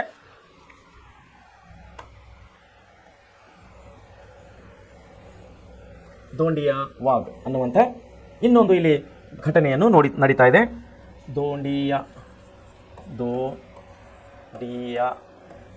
ದೋಂಡಿಯಾ ವಾಗ್ ಇದು ಯಾವಾಗ ನಡೀತಾ ಇದೆ ಅಂದರೆ 1800ನೇ ಇಸ್ವಿಯಲ್ಲಿ ನಡೀತಾ ಇದೆ. 1800ನೇ ಇಸ್ವಿಯಲ್ಲಿ ಈಗ ದೋಂಡಿಯಾ ವಾರ್ ನಡೀತಾ ಇದೆ. ಇಲ್ಲಿ ಟಿಪ್ಪು ಸುಲ್ತಾನ ಸತ್ತು ಹೋಗಿದ್ದಾನೆ. 4 ಆಂಗ್ಲೋ ಮೈಸೂರು ಯುದ್ಧಗಳು ಕೊನೆಗೊಂಡಿವೆ. ಬ್ರಿಟಿಷರು ಇಲ್ಲಿ ಪ್ರಾಬಲ್ಯವನ್ನು ಮೆರೆತಿದ್ದಾರೆ. ಟಿಪ್ಪು ಸುಲ್ತಾನನು ಸತ್ತು ಹೋಗಿದ್ದಾನೆ. ಟಿಪ್ಪು ಸುಲ್ತಾನ ಸೈನ್ಯವು ಇಲ್ಲಿ ಬಂಧಿತವಾಗಿದೆ ಅಥವಾ ನಾಶವಾಗಿದೆ. ಸೊ ಏನಿದು ದೋಂಡಿಯಾ ವಾಗ? ಆಧುನಿಕ ಕರ್ನಾಟಕದ ಚರಿತ್ರೆಯಲ್ಲಿ ಟಿಪ್ಪುವಿನ ನಂತರ, ಅದರಲ್ಲಿಯೂ ಮುಖ್ಯವಾಗಿ 19ನೇ ಶತಮಾನದ ಪೂರ್ವದಲ್ಲಿ ಬ್ರಿಟಿಷ್ ಆಳ್ವಿಕೆಯ ವಿರುದ್ಧ ಕಂಡುಬಂದ ಪ್ರತಿಭಟನೆಗಳು ಮತ್ತು ಬಂಡಾಯಗಳು ಪ್ರಮುಖ ಸ್ಥಾನವನ್ನು ಪಡೆದುಕೊಂಡಿವೆ. ಇವುಗಳ ಸಶಸ್ತ್ರ ಬಂಡಾಯಗಳಾಗಿದ್ದವು. ಈ ಸಶಸ್ತ್ರ ಬಂಡಾಯಗಳಲ್ಲಿ ದೋಂಡಿಯಾ ವಾಗ್ನ ನಾಯಕತ್ವದಲ್ಲಿ ಕಂಡುಬಂದಿದ್ದ ಸಶಸ್ತ್ರ ಹೋರಾಟಗಾರ ಪ್ರಮುಖವಾಗಿದೆ. ಇಲ್ಲಿ ದೋಂಡಿಯಾ ವಾಗನ ಒಬ್ಬ ವ್ಯಕ್ತಿ ಇದ್ದಾನೆ, ಒಬ್ಬ ಸಾಮಂತ ಅರಸನಿದ್ದಾನೆ. ಅವನ ನಾಯಕತ್ವದಲ್ಲಿ ಈ ಒಂದು ದಂಗೆಯನ್ನು ನಡೀತಾ ಇದೆ, ಒಂದು ಘಟನೆ ನಡೀತಾ ಇದೆ. ಇದು ಬ್ರಿಟಿಷರು ಏನಾಗಿತ್ತಂದರೆ, ಟಿಪ್ಪು ಸುಲ್ತಾನ ಚರಿತ್ರೆ ನಂತರ ಇಲ್ಲಿ ಇತಿಹಾಸದಲ್ಲಿ ಹಲವು ಬದಲಾವಣೆಗಳನ್ನು ನಾವು ಕಾಣ್ತಾ ಇದ್ದೇವೆ. ಮುಖ್ಯವಾಗಿ ಬ್ರಿಟಿಷರ ಆಳ್ವಿಕೆಯ ವಿರುದ್ಧವಾಗಿ ಅನೇಕ ಸ್ಥಳೀಯ ಅರಸರುಗಳು ದಂಗೆ ಏಳುವುದನ್ನು ನಾವಿಲ್ಲಿ ಕಾಣ್ತಾ ಇದ್ದೇವೆ. ಅದರ ನಿಮಿತ್ತವಾಗಿ ದೋಂಡಿಯಾ ಎನ್ನುವಂಥ ವ್ಯಕ್ತಿಯು, ದೋಂಡಿಯಾ ಅನ್ನೋಂಥ ಒಂದು ಚಿಕ್ಕ ರಾಜನು ಕೂಡ ಇಲ್ಲಿ ಬ್ರಿಟಿಷರ ವಿರುದ್ಧವಾಗಿ ದಂಗೆ ಏಳ್ತಾ ಇದ್ದಾನೆ. ಶಸ್ತ್ರಾಸ್ತ್ರಗಳನ್ನು ತಗೊಂಡು ಹೋರಾಟಕ್ಕೆ ಬರ್ತಾ ಇದ್ದಾನೆ. ದೋಂಡಿಯಾ ಚನ್ನಗಿರಿಯ ಮರಾಠರ ಕುಟುಂಬದಲ್ಲಿ ಜನಿಸಿದನು. ದೋಂಡಿಯಾ ಅನ್ನೋನು ಚನ್ನಗಿರಿಯ ಮರಾಠರ ಕುಟುಂಬದಲ್ಲಿ ಜನಿಸಿದನು. ಅವನ ಶೌರ್ಯ ಪರಾಕ್ರಮದಿಂದ ಜನ ಅವನನ್ನು ವಾಗ್ ಎಂದು ಕರೆದರು. ವಾಗ್ ಅಂದರೆ ಹುಲಿ ಅಂತ ಅರ್ಥ. ವಾಗ್ ಎಂದರೆ ಹುಲಿ ಅಂತ ನಾವು ಕರಿತೇವೆ. ಮರಾಠಿಯಲ್ಲಿ ವಾಗ್ ಎಂದರೆ ಹುಲಿ. 1779ರ ಸುಮಾರಿಗೆ ಮೈಸೂರಿನ ಹೈದರ್ ಅಲಿಯ ಸೈನ್ಯದಲ್ಲಿ ಒಬ್ಬ ಅಶ್ವಾರೋಹಿ ಸೈನಿಕನಾಗಿ ಸೇರಿ ಕಾಲಾನಂತರ ಸೇನಾ ನಾಯಕನಾದನು. ಯಾರುವ? ದೋಂಡಿಯಾ ನಾಯಕನವನು. ಹೈದರ್ ಅಲಿ ಸೈನ್ಯದಲ್ಲಿ ಏನಿದೆ, ಇವನು ಒಬ್ಬ ಸೈನಿಕನಾಗಿದ್ದ. ದೋಂಡಿಯಾ ವಾಗನು ಎಲ್ಲಿ ಹುಟ್ಟಿದನು? ಚನ್ನಗಿರಿಯಲ್ಲಿ, ಮರಾಠರ ಒಂದು ಸಾಮ್ರಾಜ್ಯವಾದಂಥ, ಮರಾಠರ ಸಾಮ್ರಾಜ್ಯದ ಭಾಗವಾದಂಥ ಚನ್ನಗಿರಿಯಲ್ಲಿ ಇವನು ಸೈನಿಕನಾಗಿ ಹುಟ್ಟಿ ಹೈದರ್ ಅಲಿಯ ಸೈನ್ಯದಲ್ಲಿ ಒಬ್ಬ ಸೈನಿಕನಾಗಿದ್ದ, ಒಬ್ಬ ಪ್ರಮುಖ ಸೈನಿಕನಾಗಿದ್ದ. ಖಾಸಗಿಯಾಗಿ ಒಂದು ಸೈನ್ಯವನ್ನು ಸಜ್ಜುಗೊಳಿಸಿದ. ನೋಡಿ, ಖಾಸಗಿಯಾಗಿ ಅಂದರೆ ತನ್ನ ಓನಾಗಿ ಒಂದು ಸೈನ್ಯವನ್ನು ಕಟ್ಟಿಕೊಂಡಿದ್ದ ಇವ. ಅವನು ಟಿಪ್ಪುವಿನ ಸೈನ್ಯದಲ್ಲಿ ಸೇವೆ ಸಲ್ಲಿಸಿದನು. ಅವನ ತಂದೆಯಾದಂಥ ಹೈದರ್ ಅಲಿ ಸೈನ್ಯದಲ್ಲಿ ಸೇವೆ ಸಲ್ಲಿಸಿದ್ದ ಮತ್ತು ಟಿಪ್ಪುವಿನ ಸೈನ್ಯದಲ್ಲಿ ಕೂಡ ಸೇವೆ ಸಲ್ಲಿಸ್ತಾ ಇದ್ದಾನೆ. ಆತನಿಗೆ ಮನಸ್ತಾಪದಿಂದಾಗಿ, ಯಾರದೊಂದಿಗೆ? ಟಿಪ್ಪುವಿನೊಡನೆ ಮನಸ್ತಾಪದಿಂದಾಗಿ ಅವನು ಸೆರೆಮನೆ ಸೇರುವಂತಾಗಿತ್ತು. ಯಾಕಂದರೆ ಇವನು ಮರಾಠನು. ಯಾರು? ದೋಂಡಿಯಾ. ಮರಾಠರು ಏನಾಗಿತ್ತು ಇಲ್ಲಿ? ಟಿಪ್ಪುವಿನ ವಿರೋಧಿಗಳಾಗಿದ್ದರು. ಯಾರ ಮಿತ್ರರಾಗಿದ್ದರು? ಬ್ರಿಟಿಷರ ಮಿತ್ರರಾಗಿದ್ದರು. ಸೊ ಅದಕ್ಕಾಗಿ ದೋಂಡಿಯಾ ಏನಾಗಿದೆ ಇಲ್ಲಿ? ಸೆರೆಮನೆ ಸೇರುವಂತಾಯಿತು. ಸುಮ್ಮನೆ ಬಿಡ್ತಾನೆ ಇವನು ಟಿಪ್ಪು? ಬ್ರಿಟಿಷರ ಗೆಳೆಯರಿಗೆ ಸುಮ್ಮನೆ ಬಿಡ್ತಾನೆ? ಇವನಿಗೆ ಸೆರೆಮನೆಯಲ್ಲಿ ಹಾಕಿಬಿಟ್ಟ ದೋಂಡಿಯಾ ವಾಗೆ. 4ನೇ ಆಂಗ್ಲೋ ಮೈಸೂರು ಯುದ್ಧದ ಸಮಯದಲ್ಲಿ ಶ್ರೀರಂಗಪಟ್ಟಣದ ಪತನ ನಂತರ ಬ್ರಿಟಿಷರು ಈತನನ್ನು ಸೆರೆಮನೆಯಿಂದ ಬಿಡುಗೊಳಿಸಿದರು. ತರುವಾಯ ಇವನು ಒಂದು ಸೈನ್ಯವನ್ನು ಸಂಘಟಿಸಿ ಸೈನಿಕ ಕಾರ್ಯಾಚರಣೆಗಳನ್ನು ಪ್ರಾರಂಭಿಸಿದನು. ನೋಡಿ, ಯಾವ್ಯಾವ ರೀತಿ ಘಟನೆಗಳು ನಡೀತವೆ. ಮರಾಠರು ಇವರು ಮಿತ್ರರಾಗಿದ್ದರು, ಬ್ರಿಟಿಷರದು. ಮರಾಠರ ನಾಯಕನಾಗಿದ್ದ ಇವನು ಸೈನಿಕನಾಗಿದ್ದ ದೋಂಡಿಯಾ. ಟಿಪ್ಪು ಸುಲ್ತಾನ್ ಅವನಿಗೆ ಶ್ರೀರಂಗಪಟ್ಟಣದಲ್ಲಿ ಸೆರೆಮನೆಯಲ್ಲಿ ಇಟ್ಟಿದ್ದ. 4ನೇ ಆಂಗ್ಲೋ ಮೈಸೂರು ಯುದ್ಧದಲ್ಲಿ ಏನಾಯ್ತು? ಟಿಪ್ಪು ಸುಲ್ತಾನ್ ಸೋತ ಮೇಲೆ ಆ ದೋಂಡಿಯಾ ವಾಗನನ್ನು ಸೆರೆಮನೆಯನ್ನು ಬಿಡಿಸಿದರು. ಯಾರು? ಬ್ರಿಟಿಷರು. ಬಿಡಿಸಿ ಈತನನ್ನು ಸ್ವತಂತ್ರವನ್ನಾಗಿ ಬಿಟ್ಟಿದ್ದರು. ಬಿಟ್ಟಾಗ ಇವನೇನು ಮಾಡಿದ? ತನ್ನ ಒಂದು ಸೈನ್ಯವನ್ನು ಕಟ್ಕೊಂಡಿದ್ದಲ್ಲ ವೈಯಕ್ತಿಕವಾಗಿ, ಅದನ್ನು ಸೈನಿಕ ಕಾರ್ಯಾಚರಣೆಗೆ ಇಳಿಸಿದ. ಆತನ ಸೈನ್ಯ ದೊಡ್ಡದಾಗಿರಲಿಲ್ಲ, ಸಣ್ಣ ಪುಟ್ಟ ಸೈನ್ಯ ಆಗಿತ್ತು ದೋಂಡಿಯಾ ವಾಗ್ನ. ಅವನು ಟಿಪ್ಪುವಿನ ಸೈನ್ಯದಲ್ಲಿದ್ದ ಅತೃಪ್ತ ಸೈನಿಕರನ್ನು, ಅಧಿಕಾರದಿಂದ ಮುಕ್ತಗೊಳಿಸಲ್ಪಟ್ಟ ಪಾಳೆಗಾರರನ್ನು ಮೊದಲಾದವರನ್ನು ಸಂಘಟಿಸಿ ಒಂದು ಸೈನ್ಯವನ್ನು ಸುಸಜ್ಜಿತಗೊಳಿಸಿ ಬಂಡಾಯದ ಬಾವುಟವನ್ನು ಹಾರಿಸಿದ್ದ. ಅವನ ಸೈನ್ಯದಲ್ಲಿ ಯಾರಿದ್ದರು? ಟಿಪ್ಪು ಸುಲ್ತಾನದಿಂದ ಹೊರಹಾಕಿದಂಥ ಸೈನಿಕರು ಮತ್ತು ಸುತ್ತಮುತ್ತಲಿರುವ ಪಾಳೆಗಾರರು. ಅವರೆಲ್ಲರನ್ನು ಕರೆಸ್ಕೊಂಡು ಒಂದು ಸೈನ್ಯವನ್ನು ಕಟ್ಟಿದ್ದೇವ ದೋಂಡಿಯಾ ವಾಗ್. ಸೈನ್ಯವನ್ನು ಕಟ್ಕೊಂಡು ಇವನೇನು ಮಾಡ್ತಾನೆ? ಬ್ರಿಟಿಷರ ವಿರುದ್ಧ ಬಂಡಾಯದ ಬಾವುಟನ್ನು ಹಾರಿಸ್ತಾನೆ. ಶಿವಮೊಗ್ಗ ಮತ್ತು ಬಿದರೂರಿನ ಕೋಟೆಗಳನ್ನು ವಶಪಡಿಸಿಕೊಳ್ತಾನೆ. ಚಿತ್ರದುರ್ಗದ ಕೋಟೆಯನ್ನು ವಶಪಡಿಸಿಕೊಳ್ಳಲು ವಿಫಲ ಪ್ರಯತ್ನಗಳು ನಡೆಸಿದನು. ಗವರ್ನರ್ ಜನರಲ್ ಆಗಿದ್ದ ಲಾರ್ಡ್ ವೆಲ್ಲೆಸ್ಲಿಯು ಬಂಡಾಯವನ್ನು ಹತ್ತಿಕ್ಕಲು ಪ್ರಾರಂಭಿಸಿದನು. ಗೊತ್ತಾಯ್ತು ಇವನಿಗೆ ಲಾರ್ಡ್ ವೆಲ್ಲೆಸ್ಲಿ. ನಾವೇ ಬಿಡಿಸಿದ ಇವನಿಗೆ ಶ್ರೀರಂಗಪಟ್ಟಣದ ಸೆರೆಮನೆಯಲ್ಲಿದ್ದ ಬಿಡಿಸಿದಂಥ ದೋಂಡಿಯಾ ವಾಗನು ಇವತ್ತು ನಮ್ಮ ವಿರುದ್ಧ ಬರ್ತಾ ಇದ್ದಾನೆ ಅಂತೇಳಿ ಇವನಿಗೆ ಗೊತ್ತಾಯಿತು. ದೋಂಡಿಯಾನ ನಿಯಂತ್ರಣದಲ್ಲಿದ್ದ ಶಿವಮೊಗ್ಗ, ಹೊನ್ನಾಳಿ, ಹರಿಹರ ಮೊದಲಾದವುಗಳ ಮೇಲೆ ಆಕ್ರಮಣ ನಡೆಸಿದನು. ದೋಂಡಿಯ ತನ್ನ ನೆಲೆಯನ್ನು ಕಳೆದುಕೊಂಡನು. ಶಿಕಾರಿಪುರವನ್ನು ಬ್ರಿಟಿಷರು ವಶಪಡಿಸಿಕೊಂಡ ತರುವಾಯ ದೋಂಡಿಯ ನಿಜಾಮನ ಹತೋಟಿಯಲ್ಲಿದ್ದಂಥ ಗುತ್ತಿ ಕಡೆಗೆ ಪಲಾಯನಗೈದನು. ಗುತ್ತಿ ಅಂದರೆ ಗುಂತಕಲ್ಲು, ಗುತ್ತಿ ಇಲ್ಲೇ ಬಳ್ಳಾರಿ ಹತ್ರ ಬರುತ್ತೆ, ಇವಾಗ ಕೂಡ ಇದೆ ಗುತ್ತಿ ಊರು. ಇಲ್ಲಿ ಕರ್ನಾಟಕದಲ್ಲಿ ಏನಾಯಿತು, ಲಾರ್ಡ್ ವೆಲ್ಲೆಸ್ಲಿ ಏನು ಮಾಡ್ದ, ಎಲ್ಲ ಇವನ ಪಟ್ಟಣಗಳು ತನ್ನ ಕೈಗೆ ಸೇರಿಸ್ಕೊಂಡ. ಯಾವ್ಯಾವ ಶಿವಮೊಗ್ಗ, ಹೊನ್ನಾಳಿ, ಹರಿಹರ ಎಲ್ಲ ಪಟ್ಟಣಗಳ ಮೇಲೆ ಯುದ್ಧ ಮಾಡಿ ಈಗ ನಾನು ಇರೋದಿಲ್ಲ ಅಂತ ತಿಳ್ಕೊಂಡ ಮೇಲೆ ಇವನು ಏನು ಮಾಡ್ದ, ದೋಂಡಿಯ ತನ್ನ ನೆಲೆಯನ್ನು ಕಳೆದುಕೊಂಡು ಹೈದರಾಬಾದಿನ ನಿಜಾಮನ ವಶದಲ್ಲಿರುವಂತಹ ಗುತ್ತಿ ಅನ್ನುವಂಥ ಊರಿಗೆ ಪಲಾಯನಗಾಯ್ತಾನೆ. ಆಗ ನಿಜಾಮನು ಗುತ್ತಿಯನ್ನು ಮುತ್ತಿದಾಗ ದೋಂಡಿಯ ಮರಾಠ ಮತ್ತು ಆನೆಗಳನ್ನು ವಶಪಡಿಸಿಕೊಂಡರೂ ಧೃತಿಗೆಡದ ದೋಂಡಿಯ ತನ್ನ ಹೋರಾಟವನ್ನು ಮುಂದುವರಿಸ್ತಾನೆ. ನೋಡಿ, ಇಲ್ಲಿ ಗುತ್ತಿ ಮೇಲೆ ಮುತ್ತಿಗೆ ಹೋಗಿದ್ದಾನೆ. ನಿಜಾಮನೇ ಮಾಡಿದ್ದಾನೆ. ಅವನು ದಂಡೆತ್ತಿ ಬಂದು ದೋಂಡಿಯ ಮೇಲೆ ಯುದ್ಧಕ್ಕೆ ಬಂದು ಏನು ಮಾಡ್ತಾ ಇದ್ದಾನೆ, ಅವನು ಶಸ್ತ್ರಾಸ್ತ್ರಗಳು, ಒಂಟೆಗಳು, ಆನೆಗಳು ಎಲ್ಲವನ್ನು ವಶಪಡಿಸ್ಕೊಳ್ತಾ ಇದ್ದಾನೆ. ಯಾರು, ಹೈದರಾಬಾದ್ ನಿಜಾಮ. ಆದರೂ ಧೃತಿಗೆಡದ ದೋಂಡಿಯ ತನ್ನ ಹೋರಾಟವನ್ನು ಮುಂದುವರಿಸ್ತಾನೆ. ಅನೇಕ ಅತೃಪ್ತ ಪಾಳೆಗಾರರನ್ನು ದೋಂಡಿಯಾನಿಗೆ ಪ್ರೋತ್ಸಾಹಿಸಿದರು. ನೋಡಿ, ಅಲ್ಲಿ ಹೋಗಿ ಗುತ್ತಿ ಹೋಗಡ ಸುಮ್ಮನೆ ಕೂತಿಲ್ಲವ, ಅಲ್ಲಿ ಸುತ್ತಮುತ್ತಲ ಪಾಳೆಗಾರರಿದ್ದಂಥವರು, ಸಣ್ಣ ಸಣ್ಣ ಹಳ್ಳಿಗಳಲ್ಲಿದ್ದ ಪಾಳೆಗಾರರನ್ನು ಕೂಡ ಪ್ರೋತ್ಸಾಹಿಸುತ್ತಿದ್ದಾನೆ. ಮಲಬಾರಿನ ಮಾಹೆಯಲ್ಲಿ ಫ್ರೆಂಚರು ಆತನಿಗೆ ಸಹಾಯ ಹಸ್ತವನ್ನು ನೀಡಿದರು. ಮಲಬಾರಿನ ಪ್ರದೇಶದ ಮಾಹೆ ಅನ್ನುವಂಥಲ್ಲಿ ಫ್ರೆಂಚರು ಇವನಿಗೆ ಸಹಾಯ ಮಾಡ್ತಾ ಇರೋದು ದೋಂಡಿಯಾಗೆ. ಹರಿಹರ, ಚಿತ್ರದುರ್ಗ, ಶಿಕಾರಿಪುರ, ಸವಣೂರು, ರಾಣಿಬೆನ್ನೂರು, ಕಿತ್ತೂರು, ಲೋಂಡಾ ಹೀಗೆ ವಿಶಾಲ ಭೌಗೋಳಿಕ ಪ್ರದೇಶದಲ್ಲಿ ಬ್ರಿಟಿಷರ ಸೈನ್ಯ ಆತನನ್ನು ಹಿಂಬಾಲಿಸಿತ್ತು. ಸಿರಹಟ್ಟಿಯನ್ನು ತನ್ನ ಸರ್ಪ ಸುದಿಗೆ ತೆಗೆದುಕೊಂಡ ಬ್ರಿಟಿಷ್ ಸೈನ್ಯ ದೋಂಡಿಯಾನ ಸೈನ್ಯದ ಅನೇಕ ಸೈನಿಕರನ್ನು ಹತ ಮಾಡಿತ್ತು.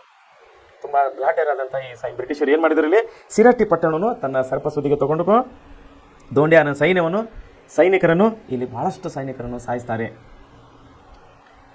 ಲಾರ್ಡ್ ವೆಲ್ಲೆಸ್ಲಿ ಆತನಿಗೆ ಅಂತ್ಯವನ್ನು ಹಾಡಲು ನಿರ್ಧರಿಸಿದನು. ವೆಲ್ಲೆಸ್ಲಿ ಗೊತ್ತಾಯ್ತು, ಇವನು ಯಾಕೋ ಸುಮ್ಮನೆ ಇರ್ತಾ ಇಲ್ಲ, ಎಲ್ಲೆಲ್ಲೋ ಹೋಗಿ ಎಲ್ಲೆಲ್ಲೂ ಹುರಿದುಂಬಿಸ್ತಾ ಇದ್ದಾನೆ, ಪಾಳೆಗಾರನು ಹುರಿದುಂಬಿಸ್ತಾ ಇದ್ದಾನೆ, ಇವನಿಗೆ ಸುಮ್ಮನೆ ಬಿಟ್ಟರೆ ನಾಳೆ ಇವನು ತೊಂದರೆ ಕೊಡ್ತಾನಂತ ಅಂದ್ಕೊಂಡು ವೆಲ್ಲೆಸ್ಲಿ ಏನು ಮಾಡ್ತಾ ಇದ್ದಾನೆ, ಇಲ್ಲಿ ಅವನ ಅಂತ್ಯವನ್ನು ಹಾಡಲಿಕ್ಕೆ ಪ್ರಾರಂಭಿಸ್ತಾನೆ. ಯಾರ್ದು, ದೋಂಡಿಯಾನ್. ದೇಶೀಯ ಸಂಸ್ಥಾನಗಳ ರಾಜರ ಸಹಾಯವನ್ನು ಬ್ರಿಟಿಷರು ಕೋರಿದರು.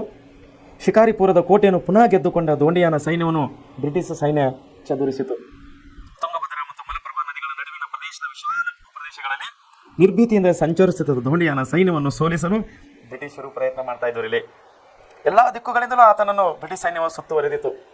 ನೋಡ್ರಿ, ಎಲ್ಲಿ ಲೋಂಡ, ಎಲ್ಲಿ ಹರಹರ, ರಾಯಚೂರಿನಿಂದ ಹೊರಟ ಅವನನ್ನು ಹಿಂಬಾಲಿಸಿದರು. ದೋಂಡಿಯಾನ ರಾಯಚೂರಿನಿಂದ ಹೊರಡ್ತಾ ಇದ್ದಾನೆ, ಅವನನ್ನು ಕೂಡ ಬ್ರಿಟಿಷರ ಸೈನ್ಯಗಳು ಇಲ್ಲಿ ಹಿಂಬಾಲಿಸ್ತಾ ಇದ್ದಾವೆ.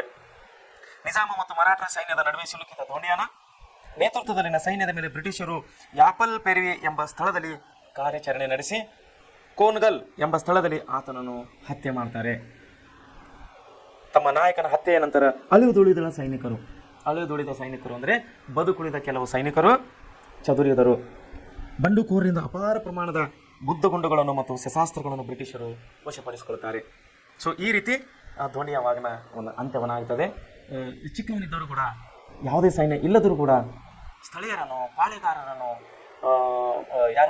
ನೋವನ್ನು ಹೊಂದಿದವರು, ಮನಸ್ಸಿನಿಂದ ಕೊಂದಿದವರನ್ನು, ಟಿಪ್ಪು ಸುಲ್ತಾನದಲ್ಲಿ ನೊಂದು ಹೊರಬಂದವರನ್ನು, ಅತೃಪ್ತ ಸೈನಿಕರನ್ನು ಒಟ್ಟುಗೂಡಿಸಿ ಸಂಘಟನೆ ಮಾಡಿ ಇವನು ಬ್ರಿಟಿಷರ ವಿರುದ್ಧ ಸೈನ್ಯಕ್ಕೆ ಹೋಗ್ತಾನಂದರೆ ಇವನು ಸಣ್ಣ ಮಾತಿಲ್ಲ. ಇವನ ಧೈರ್ಯವನ್ನು ನಾವು ಮೆಚ್ಚಲೇಬೇಕು. ಇತಿಹಾಸದಲ್ಲಿ ಇಂಥ ಅನೇಕ ಮಹಾಪುರುಷರನ್ನು ನಾವು ಕಾಣ್ತಾ ಇದ್ದೀವಿ. ವಿಶೇಷವಾಗಿ ದಾಂಡಿಯ ಮರಾಠರ ಒಂದು ಯೋಧನಾಗಿದ್ದರೂ ಕೂಡ ದೇಶದ ಇವನು ಸ್ವತಂತ್ರಗೊಳಿಸುವಲ್ಲಿ, ತನ್ನ ಸಾಮ್ರಾಜ್ಯವನ್ನು ಕಟ್ಟುವಲ್ಲಿ ಅನೇಕ ಪ್ರಯತ್ನಗಳನ್ನು ಮಾಡ್ತಾ ಇರ್ತಾನೆ. ಆದರೆ ಬ್ರಿಟಿಷರ ಕುತಂತ್ರ ಇಲ್ಲಿ ಸಫಲವಾಗುತ್ತದೆ, ದೋಂಡಿಯಾನ ಇಲ್ಲಿ ವಿಫಲ ಆಗ್ತಾನೆ. ಈ ರೀತಿ ಇಲ್ಲಿ ದೋಂಡಿಯಾನ ಅಂತ್ಯವಾಗುತ್ತದೆ. ಇಲ್ಲಿಗೆ ನಾವು ಈ ಪಾಠವನ್ನು ನಿಲ್ಲಿಸೋಣ. ಯಾಕಂದರೆ ಮತ್ತೆ ಹೆಚ್ಚಿನ ವಿಷಯಗಳನ್ನು ನೋಡಿದಾಗ ಕನ್ಫ್ಯೂಸ್ ಆಗುತ್ತೆ, ವಿಷಯಗಳನ್ನು ನೆನಪು ಹೋಗುವಂಥ ಪರಿಸ್ಥಿತಿ ಬರ್ತದೆ. ಸೊ ಇವತ್ತು ನೋಡಿದಂಥ ನಾವು 3ನೇ ಆಂಗ್ಲೋ ಮೈಸೂರು ಯುದ್ಧ, 4ನೇ ಆಂಗ್ಲೋ ಮೈಸೂರು ಯುದ್ಧ ಮತ್ತು ದೋಂಡಿಯಾನ ಅಂತ್ಯ, ಈ 3 ವಿಷಯಗಳನ್ನು ಇವತ್ತು ನಾವು ನೆನಪಿನಲ್ಲಿಟ್ಟುಕೊಂಡರೆ ಮುಂದಿನ ವಿಷಯದಲ್ಲಿ ನಾಳೆ ನಾವು ಕಿತ್ತೂರಿನ ಬಂಡಾಯ ಅನ್ನುವಂಥ ಹೊಸ ಒಂದು ವಿಷಯಕ್ಕೆ ಹೋಗೋರವರಾಗಿದ್ದೇವೆ. ಅದಕ್ಕಾಗಿ ಪ್ರಿಯ ವಿದ್ಯಾರ್ಥಿಗಳೇ, ಈ ಹೇಳಿದಂಥ ವಿಷಯಗಳನ್ನು ತಾವು ದಯಮಾಡಿ 2, 3, 4, 5 ಸಾರಿ ಮನೆಯಲ್ಲಿ ಕೂತ್ಕೊಂಡು ಟೆಕ್ಸ್ಟ್ ಬುಕ್, ನಿಮ್ಮ ಒಂದು ಪಠ್ಯಪುಸ್ತಕವನ್ನು ಪದೇ ಓದಿದ್ದ ವಿಷಯವನ್ನು ಪದೇ ಓದಿ ತಪ್ಪೇನಿಲ್ಲ. ಎಷ್ಟು ಚೆನ್ನಾಗಿ ಓದ್ತಿರೋ, ಎಷ್ಟು ಸಾರಿ ಓದ್ತಿರೋ ಅಂದರೆ 2, 3, 4 ಸಾರಿ ಓದ್ತಿರೋ ಅಷ್ಟು ವಿಷಯಗಳು ನಿಮಗೆ ನೆನಪಿರ್ತವೆ ಅಂತೇಳಿ ನಾನು ಹೇಳಕ್ಕೆ ಇಷ್ಟಪಡ್ತೇನೆ. ಯಾಕಂದರೆ ಪ್ರೆಸೆಂಟ್ ಕ್ಲಾಸಿನಂತೆ ಕೊಡುವಂಥ ನಿಮಗೆ ಈ ವಿಷಯಗಳು ಹೊರಗಡೆ ನಿಮಗೆ ಎಲ್ಲೂ ಸಿಗೋದಿಲ್ಲ. ಈ ವಿಷಯಗಳು ನಿಮ್ಮ ಜೀವನ ಮುಂದಿನ ವಿದ್ಯಾಭ್ಯಾಸಕ್ಕೆ ತುಂಬ ಅತ್ಯಮೂಲ್ಯವಾಗಿವೆ ಅಂತೇಳಿ ನಾನು ಇನ್ನೊಂದು ಸಾರಿ ನಿಮಗೆ ಹೇಳಕ್ಕೆ ಇಷ್ಟಪಡ್ತಾ ಇದ್ದೇನೆ. ಸೊ ವಿದ್ಯಾರ್ಥಿಗಳೇ, ಈ ವಿಷಯಗಳನ್ನು ತಾವು ಚೆನ್ನಾಗಿ ಓದಿ ತಾವು ನಿಮ್ಮ ನಿಜ ಜೀವನದಲ್ಲಿ ಇನ್ನೂ ಯಶಸ್ವಿ ಆಗ್ತೀರಿ ಅಂತೇಳಿ ನಾನು ನಂಬಿ ನಿಮ್ಮನ್ನು ಹಾರೈಸ್ತೇನೆ. ಈ ಪಾಠವನ್ನು ಇಲ್ಲಿಗೆ ನಿಲ್ಲಿಸ್ತಾ ಇದ್ದೇನೆ. ಒನ್ಸ್ ಅಗೇನ್ ಎಲ್ಲರಿಗೂ ಗುಡ್ ಈವ್ನಿಂಗ್.